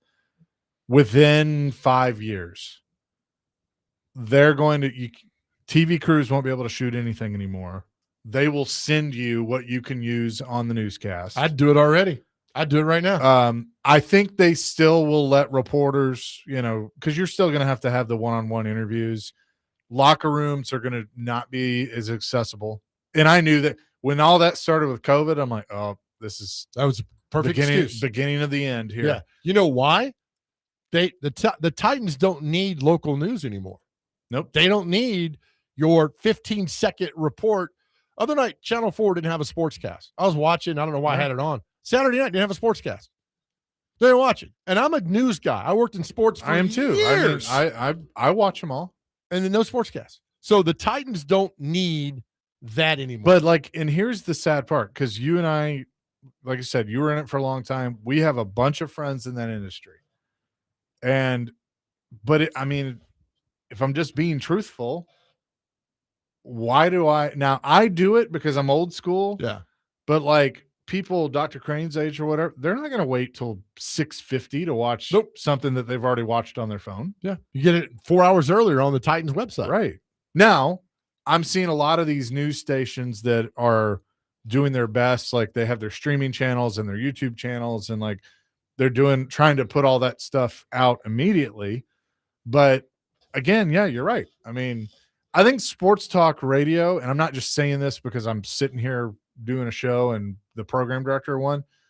Sports talk radio is different because people want opinions and people want to give their opinions, and a team's not going to do that. Like you're not going to have I don't even know who's over there now, but you're not going to have whoever's on with the Titans do a show every day called, Titan Today, and we're going to take YouTube comments, and host A is going to go, well, Cam sure did suck today. Yeah. You're not going to have that. Like people still want to tune in to people that aren't involved with the team that are going to go, yeah, Cam struggled today. I mean, he threw an interception to Amani Hooker on this play, and it just seems like the ball was not getting out of his hand quick enough, and all that. Like people want that, so that's why I think sports talk radio, now it's evolved, is not going to ever go away because people still want the opinion. Plus, we're real time. Correct. I mean, we are real time. That's happening that we're reacting to. If something happens right now, we can react to it, and people want to talk about that. I've said for years, if I am a news director, GM at a TV station, I can my sports department. I hook on with a radio station, whether it's us across the street, doesn't matter, and give me a minute rant from the guys. Hey, all right, well, today in sports, here's Chasing Big Joe. Boom. Right. And I hate saying that because, again, we know a lot of great people, right, that do that. And to their credit, I've seen a lot of them evolve because the writing was on the wall. Mm-hmm. Like, I'll give a shout out to our man JB, John Burton. He does a radio show. Yeah. I mean, he does. Steve Lehman's doing stuff with, Belmont and other things. Jill's doing everything. Everything. Like she's doing freelance stuff and play-by-play. I mean, they're all, doing other things, which, is obviously smart, but it's a never-changing industry. Like when young people are like, hey, what do I do to get in the industry? I'm like, I need to think really hard about how to give you the right answer. Yeah, because I have a feeling by the time you're done with your 4 years, it's going to be different. Right. Evolve in the digital world. But I would say it would take, if we set a camera up and do now technology, we could do a minute rant, headlines of the day, send it in, and then you have a partnership with a TV station, a radio station, and you're given real-time opinions that they could do. So there's a solution to this, but all people want are answers. And I'm giving you a solution, which is much different. I will say, and I beg and plead of the decision makers in both college and pro sports, don't completely close the locker rooms, because I know sometimes the players hate it, but that one-on-one or scrum type interaction with the player gives you so much that the fan wants to hear. It's not about, I'm not saying this about, don't cut my accent. Like, it's nothing about me, but if Paul Kuharsky can't go into the Titans locker room and talk to Jeffrey Simmons, then you're not going to get a true story, because Jeffrey Simmons standing at a podium as opposed to some of that one-on-one interaction in the locker room is completely different. Well, I don't think they will. And that's why I always like getting players on the field after a game. Oh, yeah. NFL hates that. College hates that. Vanderbilt hates me for doing that, which is fine. But if I get you on the field, I get your reaction. That's organic. That's immediate. If you go in the locker room, there's a 10-minute cooling off period. You take a shower, come back out. You do the press interview at the podium, come back. That's 30 minutes you've had a chance to wind down. I need you after the game. Yeah. Give me two sound bites. Boom. Perfect. I will say, and I think you were standing there when we were in Vegas, when the Titans lost to the Raiders, and that ended up being it for Callahan. I was standing around Jeffrey Simmons when he was doing his scrum. And I think I commented to you, I stood there till the very end, and then I asked him a question when everybody had left. And I just remember him when I was like, "Hey, thanks, Jeff, appreciate it." And he's like, "Yeah, man, appreciate it." And he just shook his head, and I was like, "That's a dude that like he hates this. He hates losing." And like you don't see that at a podium. Like when you look into somebody's eyes 10 minutes, like you said, after they played the game and lost. But now and you just see that disappointment. But now you got to put that in a way that I can read that because I don't have that access that you have. Right. Right. But you can say, hey, and I saw he was angry. I saw that. That's what makes, TD and Paul and Jim White, like all these guys, so good at what they do. Yeah. Now, I mean, I can post the video and you can see it, but the guys that write it, like that's we need the journalists. Forever. Yeah. So I don't think they ever close the locker room because of that access, and people would lose their mind, and they know, so they're not going to do that. But as far as camp and practice and OTAs, they control the narrative, and that's the way it is now. 615-737-1025. Boxing fans, 1025 The Game and Team Boxing League have your chance to win tickets to see Nashville Smash take on the Atlanta Attack at Municipal Auditorium this Friday, June 12th. Text the keyword FIGHT, FIGHT, to the game text line at 615-737-1025 to enter for your chance to win. We'll have more coming. Chasing Big Joe, 1025 The Game.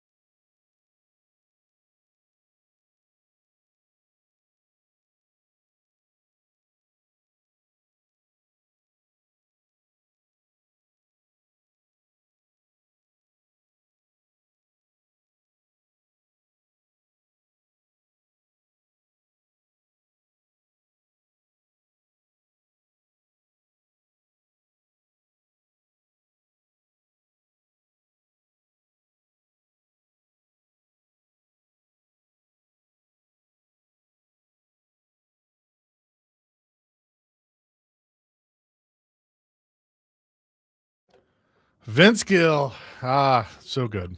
Chasing Big Joe, 102.5 The Game here on this Monday. Breaking news out of the National Hockey League.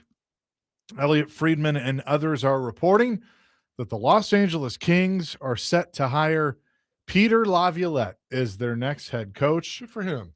As Adam Vingan, our own Adam Vingan, puts, Los Angeles will be Laviolette's 7th stop as an NHL head coach.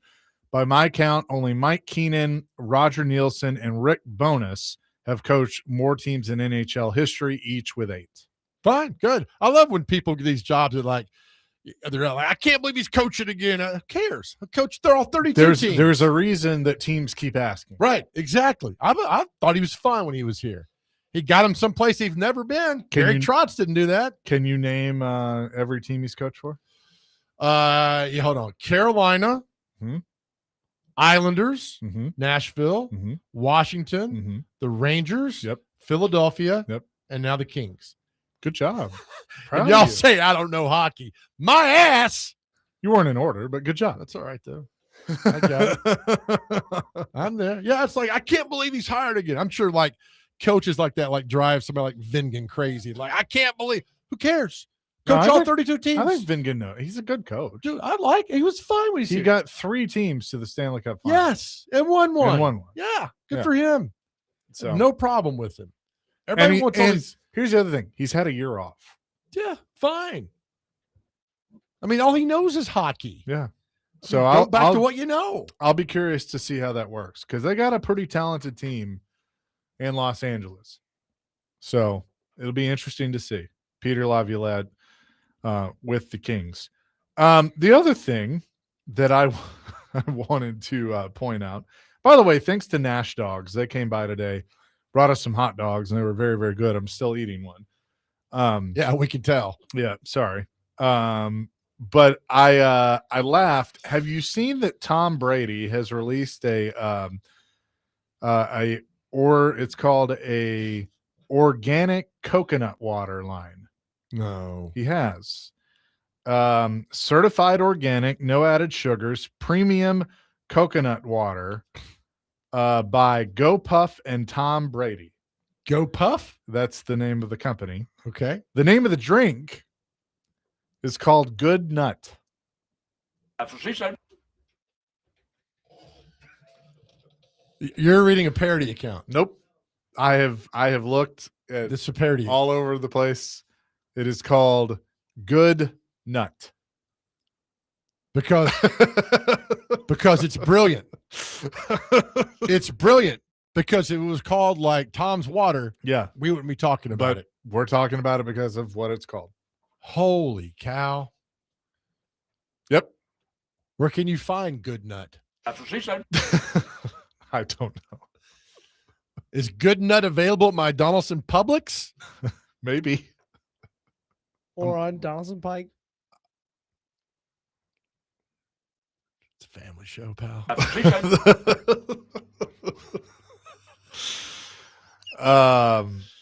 I'd like to know where you can find Good Nut.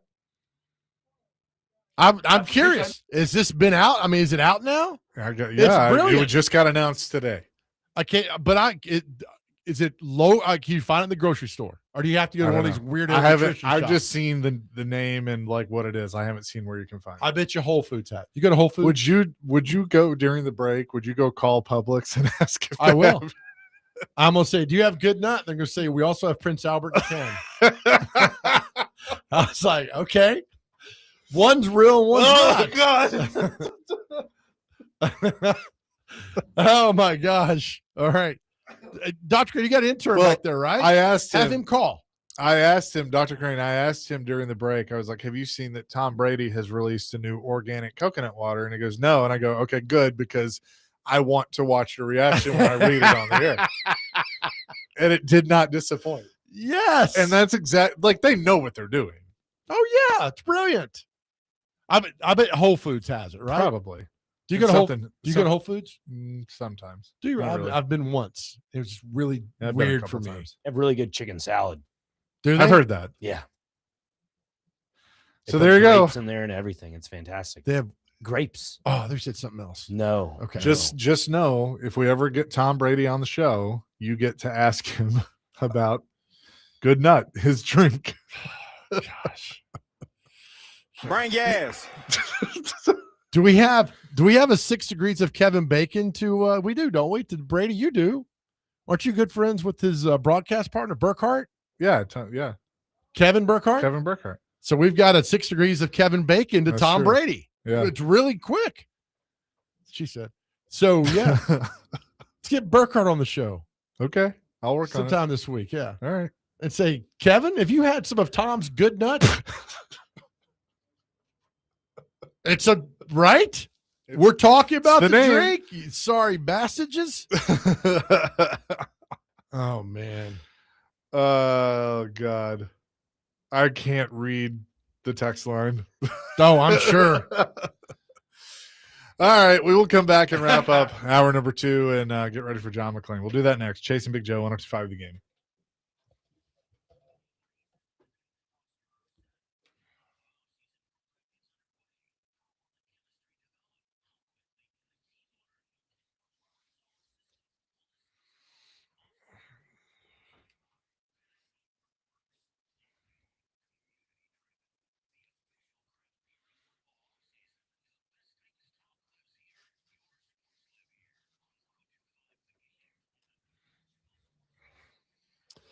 Hi, guys. Big Joe here. Listen, we spend a lot of time on our show talking about mental health and for men and going to get help. That's why we're just so honored to be partnered with UnityCares.com. UnityCares.com is the one place to go if you've got anxiety, you got depression, and you just need to talk to somebody. That's what UnityCares.com is for. Please go to their webpage. And once you land on the webpage at UnityCares.com, everything you need to know about therapy is answered for you. Where to go, how much does it cost, how often should I do it? That's how great UnityCares.com is for you. And I say every chance I get how much going to therapy changed my life for the better. And I've talked to other men who've gone as well, and it's done the same thing for them. So if you are struggling and need to talk to somebody, please talk. Get it off your chest. You'll feel so much better once you do it and get back to the absolute life. Living the life you absolutely deserve. And that's the goal of UnityCares.com. Caring professionals who are there for you. And listen, you don't have to go through any of this alone. I hear all the time from the guys that talk to me. It's like, man, I'm alone. I got nobody to talk to. UnityCares.com is here for you. They're based right here in Middle Tennessee, and it works. I just need you to go. It's private, it's secure, it's confidential, and they offer telehealth. They're there for you to get you back. UnityCares.com is the one place to go. Just check out the website today. You don't have to commit to anything today, but no, take that step of improving your life and getting better and do it not only for yourself, but for all of us who love you so much. Again, the website is UnityCares.com. It's UnityCares.com.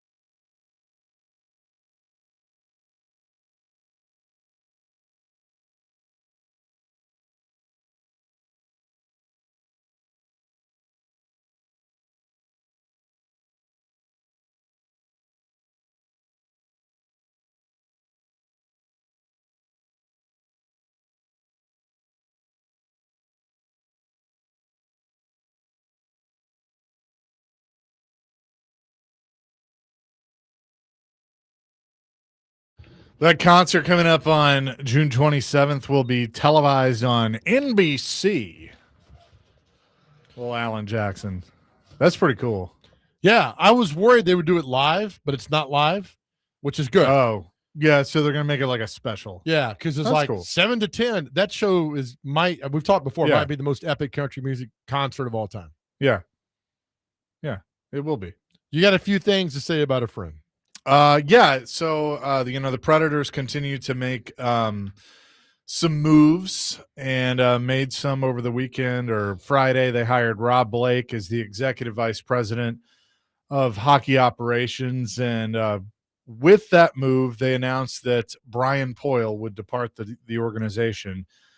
Brian Poyle was the assistant general manager and director of hockey operations, obviously the son of David Poyle, third generation, front office guy in hockey. McFarland said, on behalf of the entire Predators organization, I want to thank Brian for his commitment and contributions to our franchise for almost 16 years, including the last 8 as assistant GM.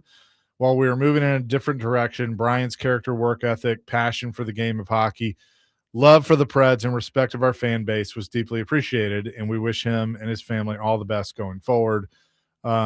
He joined the team in 2010. I think he was with the Dallas Stars before that, but it's a part of moving forward. I mean, that's just what happens sometimes. It's business. And but I did want to say some things because Brian and I have got to know each other very well over the years. I mean, it kind of like our thing. We'd randomly run into each other somewhere in the arena and sit there and chat, every time. And watching him and his kids and his son Wyatt, who of course was always with his dad or with David Poyle walking around him, they truly do love the Preds. I mean, Brian grew up here. He grew up with this organization. And so the Poyles will always be synonymous with the Predators. That said, I think this is a great opportunity for Brian to move forward. I think he has obviously learned a lot. He's a very smart guy. And I think now kind of going out on his own, any organization would be lucky to have him. And I would love to see the day where Brian Poyle becomes a general manager in the National Hockey League. I think that would be fantastic to join his dad and his grandfather. But just wanted to take a few moments to say thank you to Brian and, how he's been for me, been to me and nice. And, we texted a little over the weekend. And but I think good things are ahead. And look, these are the moves that I think are a part of it. And you knew when, Brian wasn't hired as a general manager that this was probably going to be, the outcome because you're bringing in complete new blood in. And so, change comes with that. And I think that is sometimes can be hard, but also exciting for this organization because now they're going to do things that maybe you've never seen them do. And so I think Chris McFarland is coming in quickly, making his, putting his stamp on things, bringing in Rob Blake, who's a former GM and obviously a Hall of Fame player. I really think that, this is going to be very fun to watch moving forward. Well, it's the old Godfather line. It's not personal, it's business. Yep. And then if I am entrusted to take over a team, I'm bringing in my people. And I think everybody knows it. I think Brian Poyle knows it. I think coaches know that Sure. when a change happens, it's what it is. And it'd be the same way when he gets a GM job, he'll bring in his people as well. And very kind words. I don't know him well, but it happens and you're used to that and you move on in life and just grateful for the opportunity. I will say, and look, I make no secret. The Poyles, I love the Poyles. David is one of my favorite people. And I tell him that every time I see him and he jokes with me that, well, I hear what you say, I mean, and I, look, I've been critical of moves that he has made at times, but I think I've always done it in a respectful way. And I think David deserves every accolade he's ever gotten. I think Brian has the makings to be a GM. If he were, and I hope he gets to live that opportunity. I hope that happens. I never thought it was going to happen here. you know, and I think that that's just because, you know, you do have to at some point in time, you know, move on from something that, I mean, it was hard when they moved on from Barry Trotz as the coach after 16 years. Right. But look what happened. Barry Trotz did things he's never done before. The Preds did things they've never done before. So sometimes that, you know, separation is a good thing. And I think Brian can go to another organization and learn from them, and then, you know, who knows what he'll accomplish. So we'll have more. I mean, there's a lot to watch with the Preds, but coming up next, we'll talk to John McClain down in Houston, chasing Big Joe, 102.5 The Game.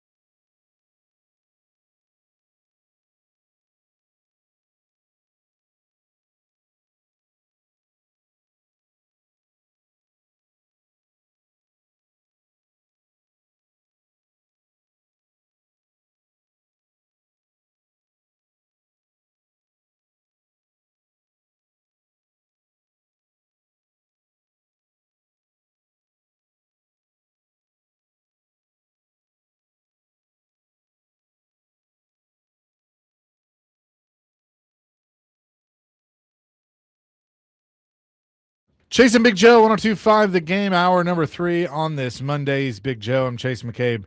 Dr. Crane, Nick Frazier on the ones and twos. Let's say hello to John McClain down in Houston. John, how you doing? I couldn't be better, guys. Thank you very much. I want your thoughts on this because you're down in Texas, this Brandon Sorsby situation. He was granted an injunction. Right now he's eligible to play for Texas Tech after he was gambling when he was with Indiana a few years ago. What's kind of just your overall thoughts of this whole situation, and should he be allowed to play? Well, first of all, he should not be allowed to play. The NCAA has ruled, and the judge that granted the injunction did not go to Texas Tech. He went to University of Texas Arlington and got his law degree from the University of Houston. But he is an elected judge in the county out in Lubbock. I think the NCAA needs to appeal, and if the NCAA doesn't, why do we have an NCAA? And that's what I think, and hopefully he won't be able to play, and because it's ridiculous that you keep getting these judges to make these rulings which make no sense whatsoever. So I don't know what's going to happen. I think he's better off in the supplemental draft. Can you imagine the grief he's going to get? Well, he'll get it in NFL too. Every time he throws an interception, everybody will claim he's got money on the game. And I'm just flabbergasted at how weak the NCAA has become. They need to take a stand and appeal it. They're the only entity that loses every damn court case. The NFL doesn't. NBA, MLB, and NHL. They'll lose every single case. And if, say, he gets to play, then everybody who gets caught gambling will immediately go to rehab and say they have an addiction. Yep. I mean, that is what this is. So you mentioned the NFL. How do you think general managers and coaches are looking at this? Or, is this hey, we're going to look at the arm talent and that'll tell us what we need to know? They will always take players if they think they can play.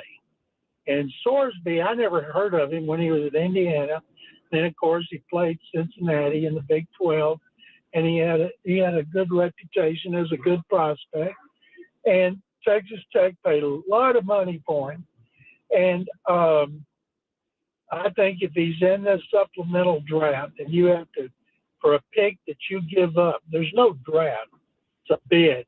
You submit a bid, and the highest bid, like first round, second round, fifth round, if you're the highest, you get him, and you forfeit that pick in the regular draft. And it's going to be supposedly a tremendous draft.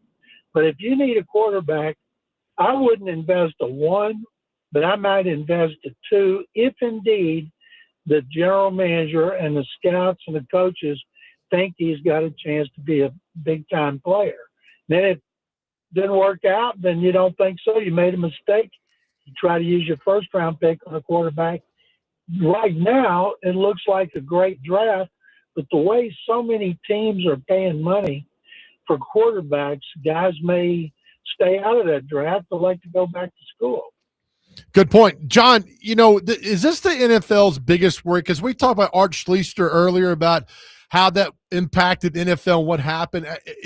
And not to speak for the league, but is this their greatest nightmare that something gambling on this level, not what Sorsby's doing, on the NFL level you lose all credibility if this happens? Well, what the NBA, the government with wiretaps and everything else came up on a player like Terry Rozier betting on prop bets on himself. I don't know how that guy could ever play again. And the first thing you see in every locker room is about gambling. And you don't see a thing, no beating up women, no shooting people. You see about gambling. And they know it. And I'm amazed at a guy who could put his career on the line in the NBA when he's making millions and millions of dollars. So the NFL is big enough to weather every storm. What they would hate the worst is if they found out a guy was betting on his team, like Pete Rose did, which got him banned for life from baseball. And it's certainly not because the players don't know it. That's for sure. Well, there was a bonehead Titans player, Nicholas Petit Frere, that actually did that inside the locker room and got caught a few years ago. I just think that, I mean, when you know you can't be doing that, I mean, nothing's going to stop you. Now you pull out your phone, you make your bet, and he was dumb enough to do it inside the facility. And that's stupid if you're going to do it. And Sorsby did this, had friends and relatives place bets, but unfortunately for him, he bet thousands of times in his own name, which is just unbelievable. But, you know, we see guys get suspended like Ridley. Didn't Ridley get suspended for betting? Yes, he did. Yeah, that's right. And it doesn't hurt the game. But I always wonder what would happen if you found a quarterback who had bet against himself and against his team and caused a lot of people a lot of money and cost his team a victory because he was paying off debts to the mob, or the fact that he was just getting paid a whole lot more money. And you got to think today, and I'm not saying it's going to be a quarterback, but really the only two players that you could be guaranteed of blowing a football game would be a quarterback or maybe a running back who could fumble. But that would be when you had a back who was getting the bulk of the carries like they used to. So being absolutely guaranteed is not a receiver, it's certainly not any other position other than quarterback and maybe a running back. It's just with fumbles. Yeah, wasn't that, John, if I remember correctly, after Joe Namath's first year with the Jets, I mean, he was hanging out with some, you know, allegedly seedy characters. He had his bar in New York called Bachelors, wasn't it? And all the mob was going there. And it got to the point where Joe Namath was going to retire after the first year because all the allegations, because even back then, it was taken very seriously about gambling and hanging out with people that you probably shouldn't be hanging out with. Well, that's true. And he was never the subject of rumors that he was blowing games or doing anything like that because he won so much. But Bachelors 3 became a hangout for gamblers. So Pete Rozelle said, you have to divest your interest or retire from football. So it was very dramatic as he considered retiring, which I'm sure he never did.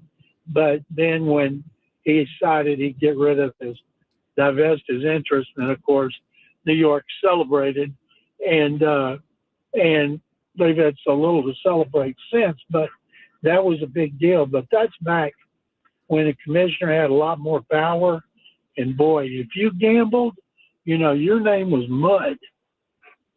We'll have more with John McClain coming up next here on Chasing Big Joe on 102.5 The Game.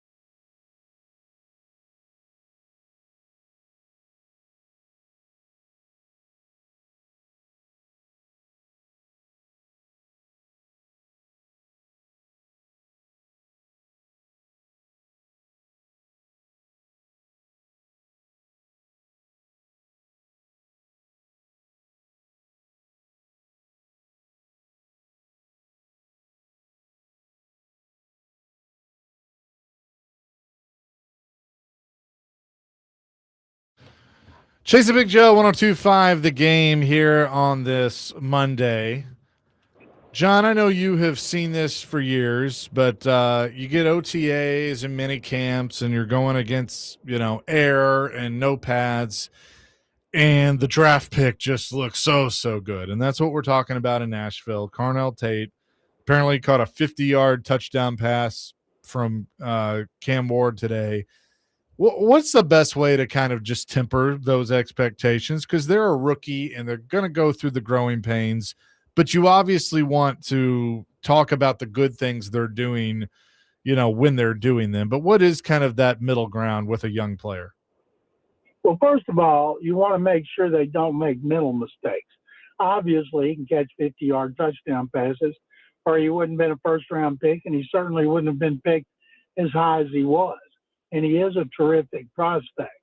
And I've said this before, I have never, ever, this is my 50th year covering the NFL, if a player didn't have a good season or a player got cut, anything, I've never, ever heard anything referenced about an OTA.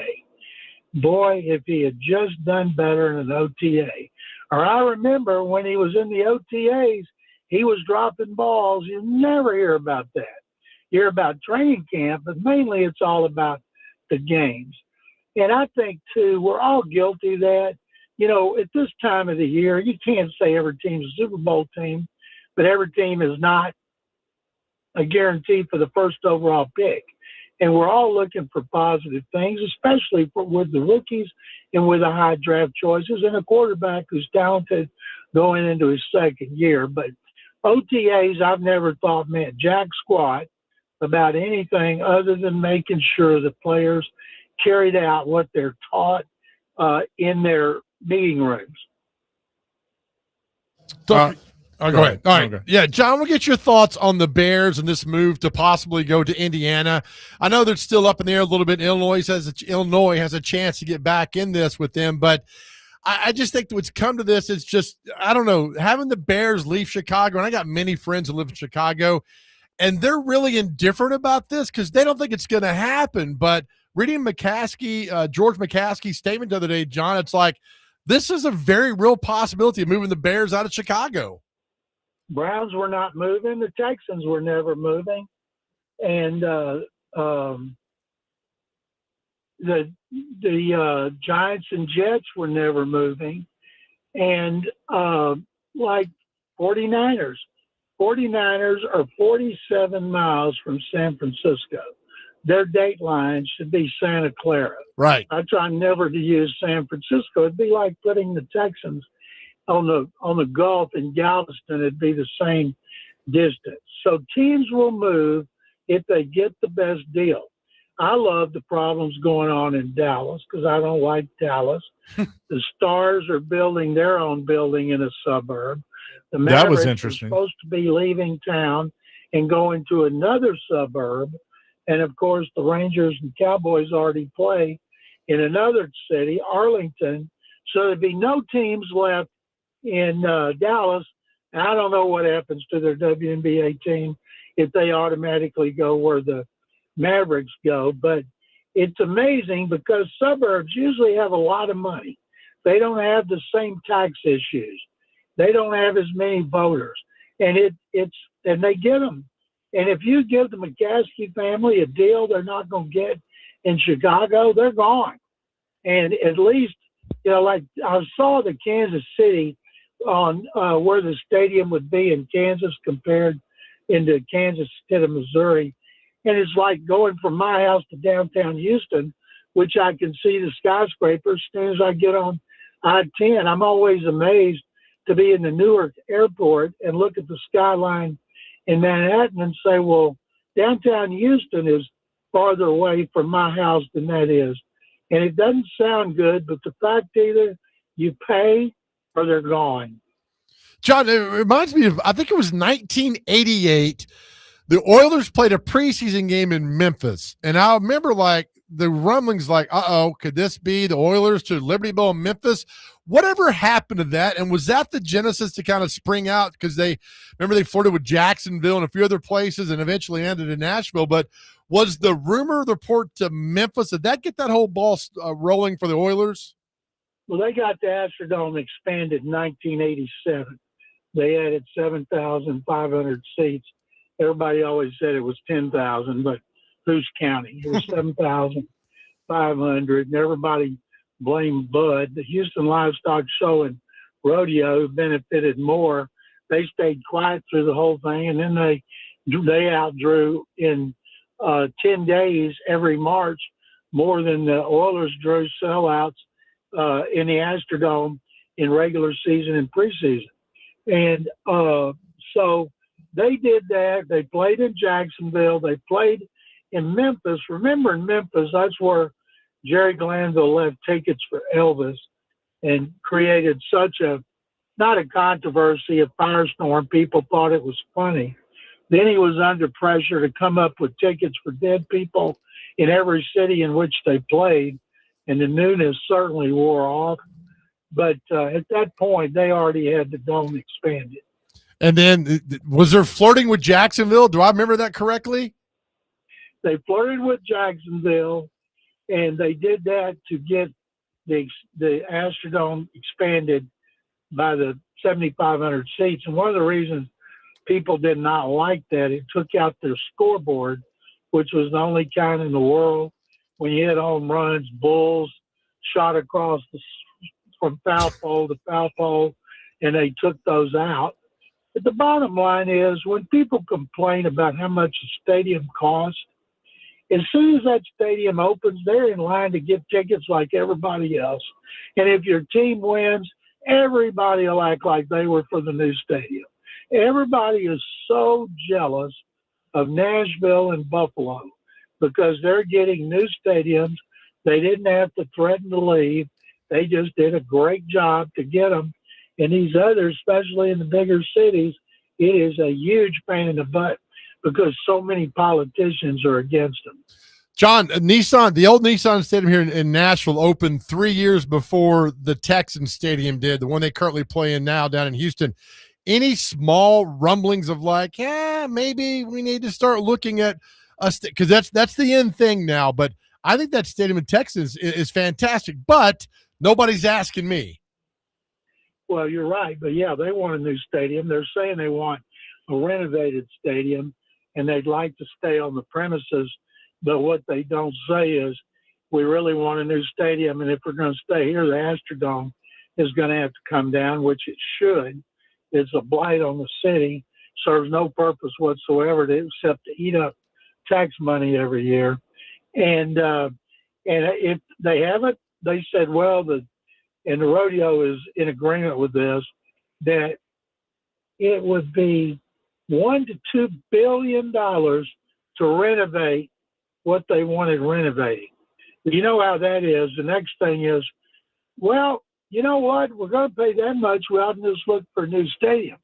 And what the Texans have is this suburb that they have, what's called Cypress, where they're putting their new training facility.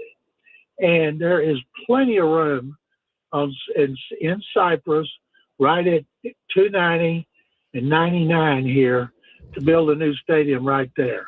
Now, it's far out, but on Sundays, it doesn't matter how far people got to go. If they'll go 45 miles from San Francisco to Santa Clara, now they do have mass transit, but then they'll do it on Sundays. And so usually this is a very wealthy suburb, just like I think Atlanta, when the Braves moved to where they did, and everybody thought, oh my God, how can you do this?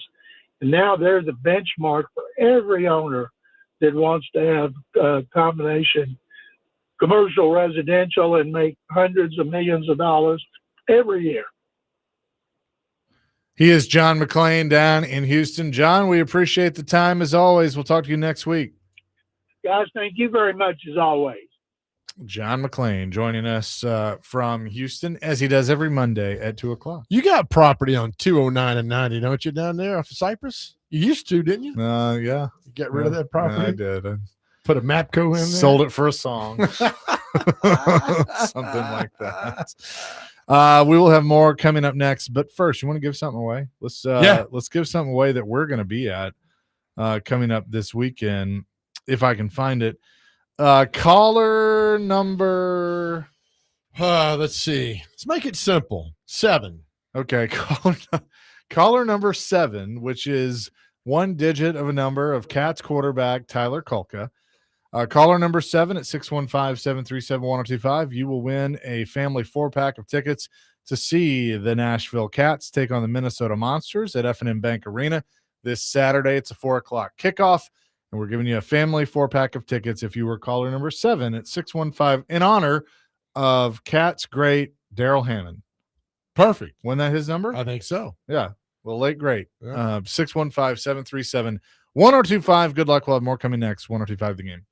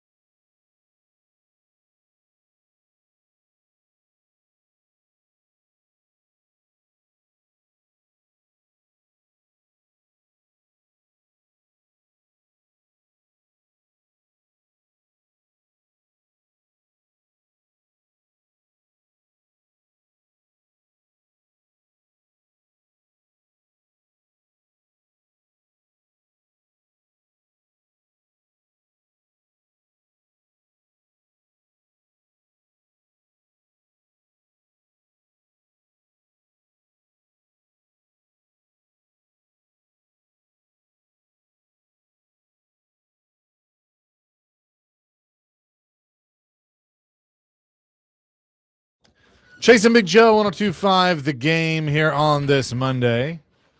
Appreciate John for joining us. I will tell you this. You know how much I can't watch baseball? I watched every inning of the Georgia-Mississippi State baseball game yesterday.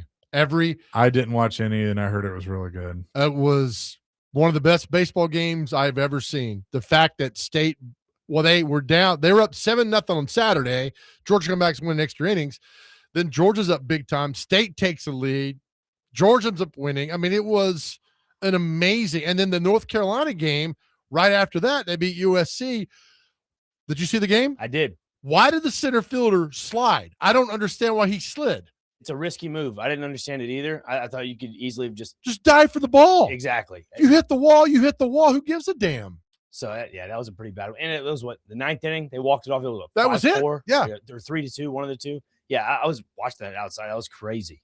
And then I see that Oklahoma beat Georgia Tech. That was great. Now, did Alabama, that game ever get completed? They beat St. John? They completed this morning, I believe. Okay. Yeah. They were up 8-2. Is that right? Yeah. So in the World Series now, you got Georgia, Ole Miss, Oklahoma. Did Texas beat Oregon? They did. They came back and won. Good. So that's 4. Who am I leaving out? Troy. Troy's in. North Carolina. You did not say them. North Carolina. That's 6. There's 2 more. Is there another SEC team? I was trying to find it. There are a few games that were going on today. Yeah, but I think they're all done. West Virginia. West Virginia got in. Alabama. And we mentioned Alabama. So there's one more. West Virginia got in. Ole Miss. But SEC dominated again. I mean, 5 of the 8 are SEC teams. But I was just that Georgia, it was so organic. And I use that word a lot, but I like that word because it's not filtered, right? And it's just a fun, emotional game. And you felt bad for State because their best batter comes up and the damn Georgia guy strikes him out. So you named them all? You got them all? I think. Troy, West Virginia, Ole Miss, Carolina, Oklahoma, Alabama, Texas, Georgia. Okay. We did do it. Okay, good. What did I tell you a month ago, Joe? The one team that looks pretty good at winning it all, that was Georgia. The 40-win team, remember? Yeah. But you know who's on that Georgia team? He's injured. You know who's on that Georgia team? The Donaldson lefty. Andrew Binky is on that. He got injured his arm before the first game, so he got redshirted. But he went through workouts, was going to be in the rotation and everything, and then blew his arm out, so he can't do anything. Oh, dang. But he's on the squad. So this is technically his second College World Series or third? His third. Yeah. Because he went 24, now 26. Yeah. So, yeah, that's a little local connection. But he's injured, and he's not. I mean, he's out for the year, but still there. But it's good. It was fun to watch, and everything's hope Omaha is the same way. So Omaha, evidently, I was reading, they pick Cinderella's that the entire city falls behind. And now it's between either Troy or West Virginia. Well, it'll be interesting to see what team Tony Vitello is coaching next year, because I think this MLB thing might be. They beat the Cubs last night. They did beat the Cubs, so. Which was great. That was on, by the way, that game was on NBC. Mm-hmm. It was they over have the like, Sunday night team, yeah. Like 11. Oh, it was great, right? So good for Vitello for beating the Cubs. I can't stand the Cubs. So many fake Cubs fans. Those and Yankee fans are most of them can't name 2 players on the team. Sounds like you want to fight them. I wouldn't mind it with my bat. Just don't try to steal my computer. We get game 3 of the NBA Finals tonight. That's right. You gonna watch? I'll peek in, see how our boy Luke Cornett's doing. Boy, they're running him up and down the court, man. The get-in price I saw was around $4,000. Did you see what this court side was? This was this morning. I have no idea. It's 27,000. That's the that's like and the lowest. And that's without the strip search by the Secret Service. So you got to get that too. I'd pay good money for that. Yeah. What? I say that on the air. I'll watch a little bit. I'll see how our boys doing, and then what the NBA does not want is for the Knicks to win tonight. They'd like to string this out for a little bit longer on. I think San Antonio wins tonight. But flip side, the NHL, I mean, those games. Oh my God. Every single game is fantastic. I like, you got to be careful throwing this phrase around, but like the guys on ESPN were talking about it, that this might be close to the best cup final ever. Yeah. Like just how competitive it's been. And like, I mean, I really thought Carolina was going to come back and win. I really did. Like when they had that third period and I'm like, and then forced overtime, like they might win this thing. Did they scored 3 goals in 39 seconds. Is that right? Yep. And then in the period before, you had Vegas and Mitch Marner I think he tied a record for the most points for 4 points in a period for the first time since like 1919 or something like that in the Stanley Cup final. In a period. He had He had 3 goals and an assist, and then to start the third period, he was awarded a penalty shot, which if he had hit that would have been his 5th point. Wow. And 4th goal. Wow, that's good. And they play tomorrow night. And They play tomorrow night. 2-1. I didn't understand why we had nothing last night. I don't know why the NBA finals weren't last night, but that's, at least it used to be you had 2 weeks in between games. It's felt like, so at least you don't have that. Now I don't mind it now. Yeah. You feel bad for Carolina because now they got to fester that loss for an extra day. Yeah. So that's, but I mean, if you watched the end of that second overtime, those guys had no legs. No. Their legs were gone. So 2 of the 3 games were in overtime. The third period of game 1 was fantastic. And I say, watch all championship games because they're so much fun and the excitement, it's a different level. Because I told you, I think at that point, you hope guys care, and they do care, unlike the regular season for most of these players. But it's been really a lot of fun. And so if the Knicks can clinch it tonight, get number 3 down, and then it'll be a done deal for game 4. Chris on our text line says, Chase, Joe was so into the game he ran out on his tab at our restaurant yesterday, SMH. Chris, that is true. I did run out of tab. I did. It was a good, I had to watch the game. It was so had it on the bar area there at our good friends over at Santa Fe are watching that. And it was great. Just the excitement, the level. And I think what makes it even more exciting is that if Georgia wins, it's over. Your season's over for Mississippi State. Your season's over for the other teams.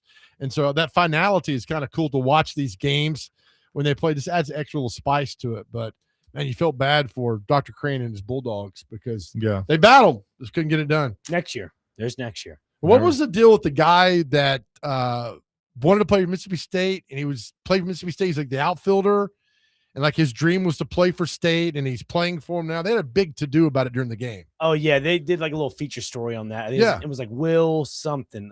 Will Owens maybe, or Will Cassie, something like that. Outfielder guy? Yeah, it was I think one of his last games. Like they honored him at senior day at Duty Noble and all that fun stuff. So I think it was his last go around. Well, I was just curious what made that story special, because that's every team is that guy. He might have been a Starkville native. I have to go back and look at that. No, I'm good. Okay, you're welcome. But thank you, though. All right, I got to read this tweet before we get to birthdays, because this is where college athletics is at. Oh, boy. Tyrann Mathieu, the Honey Badger, tweeted, "Hey, can I return back to college football? I only played 2 seasons, should have 2 more eligibility years left. Can you find me a judge in Louisiana who can see to it that Honey Badger gets to finish his last 2 years of college football? Who's going to say no?" And you know what? I laugh, but if he walked into Lane Kiffin's office right now and said, "Hey, I want to come back," you think Kiffin would say no? No. He would say, "Come on, baby. Play with me." How old is Tyrann Mathieu? He'd be 34. He is 34. Just turned 34 in May. Yeah. We laugh. Look, I mean, it's not out of the realm of possibility. It's just you want sports to end? There you go. I love how I just love people sometimes. The first comment was a guy going, I think once you go pro, you forfeit your eligibility, which I think is right. But yeah, you do. Like, no crap. You don't think he knows that? But then you get a judge to say, "Hey, we got you here. You're good to go." But you know what he should do? He should do this just to prove that he can. And what you do is you get somebody from all 32 NFL teams to say, "Hey, we're not interested in him." And then you say, "Hey, look, LSU's interested, and I'm going to make this amount of money. You can't step in the way of me making money for myself." And then he'll get his eligibility back at 34 years of age and be the starting safety for LSU. And then can you play for as long as you want? Well, I have 2 years. Well, can't you get in it? I would go to the court again and why not? But injunction stay around. If that happened, it's over.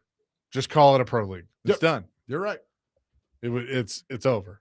But I you think absolutely Lane agree. Kiffin would say no to that? Hell no. He would say no to anything. No. Coming up next, we'll tell you what day it is and celebrity birthdays. It's Chasing Big Joe, 102.5 The Game.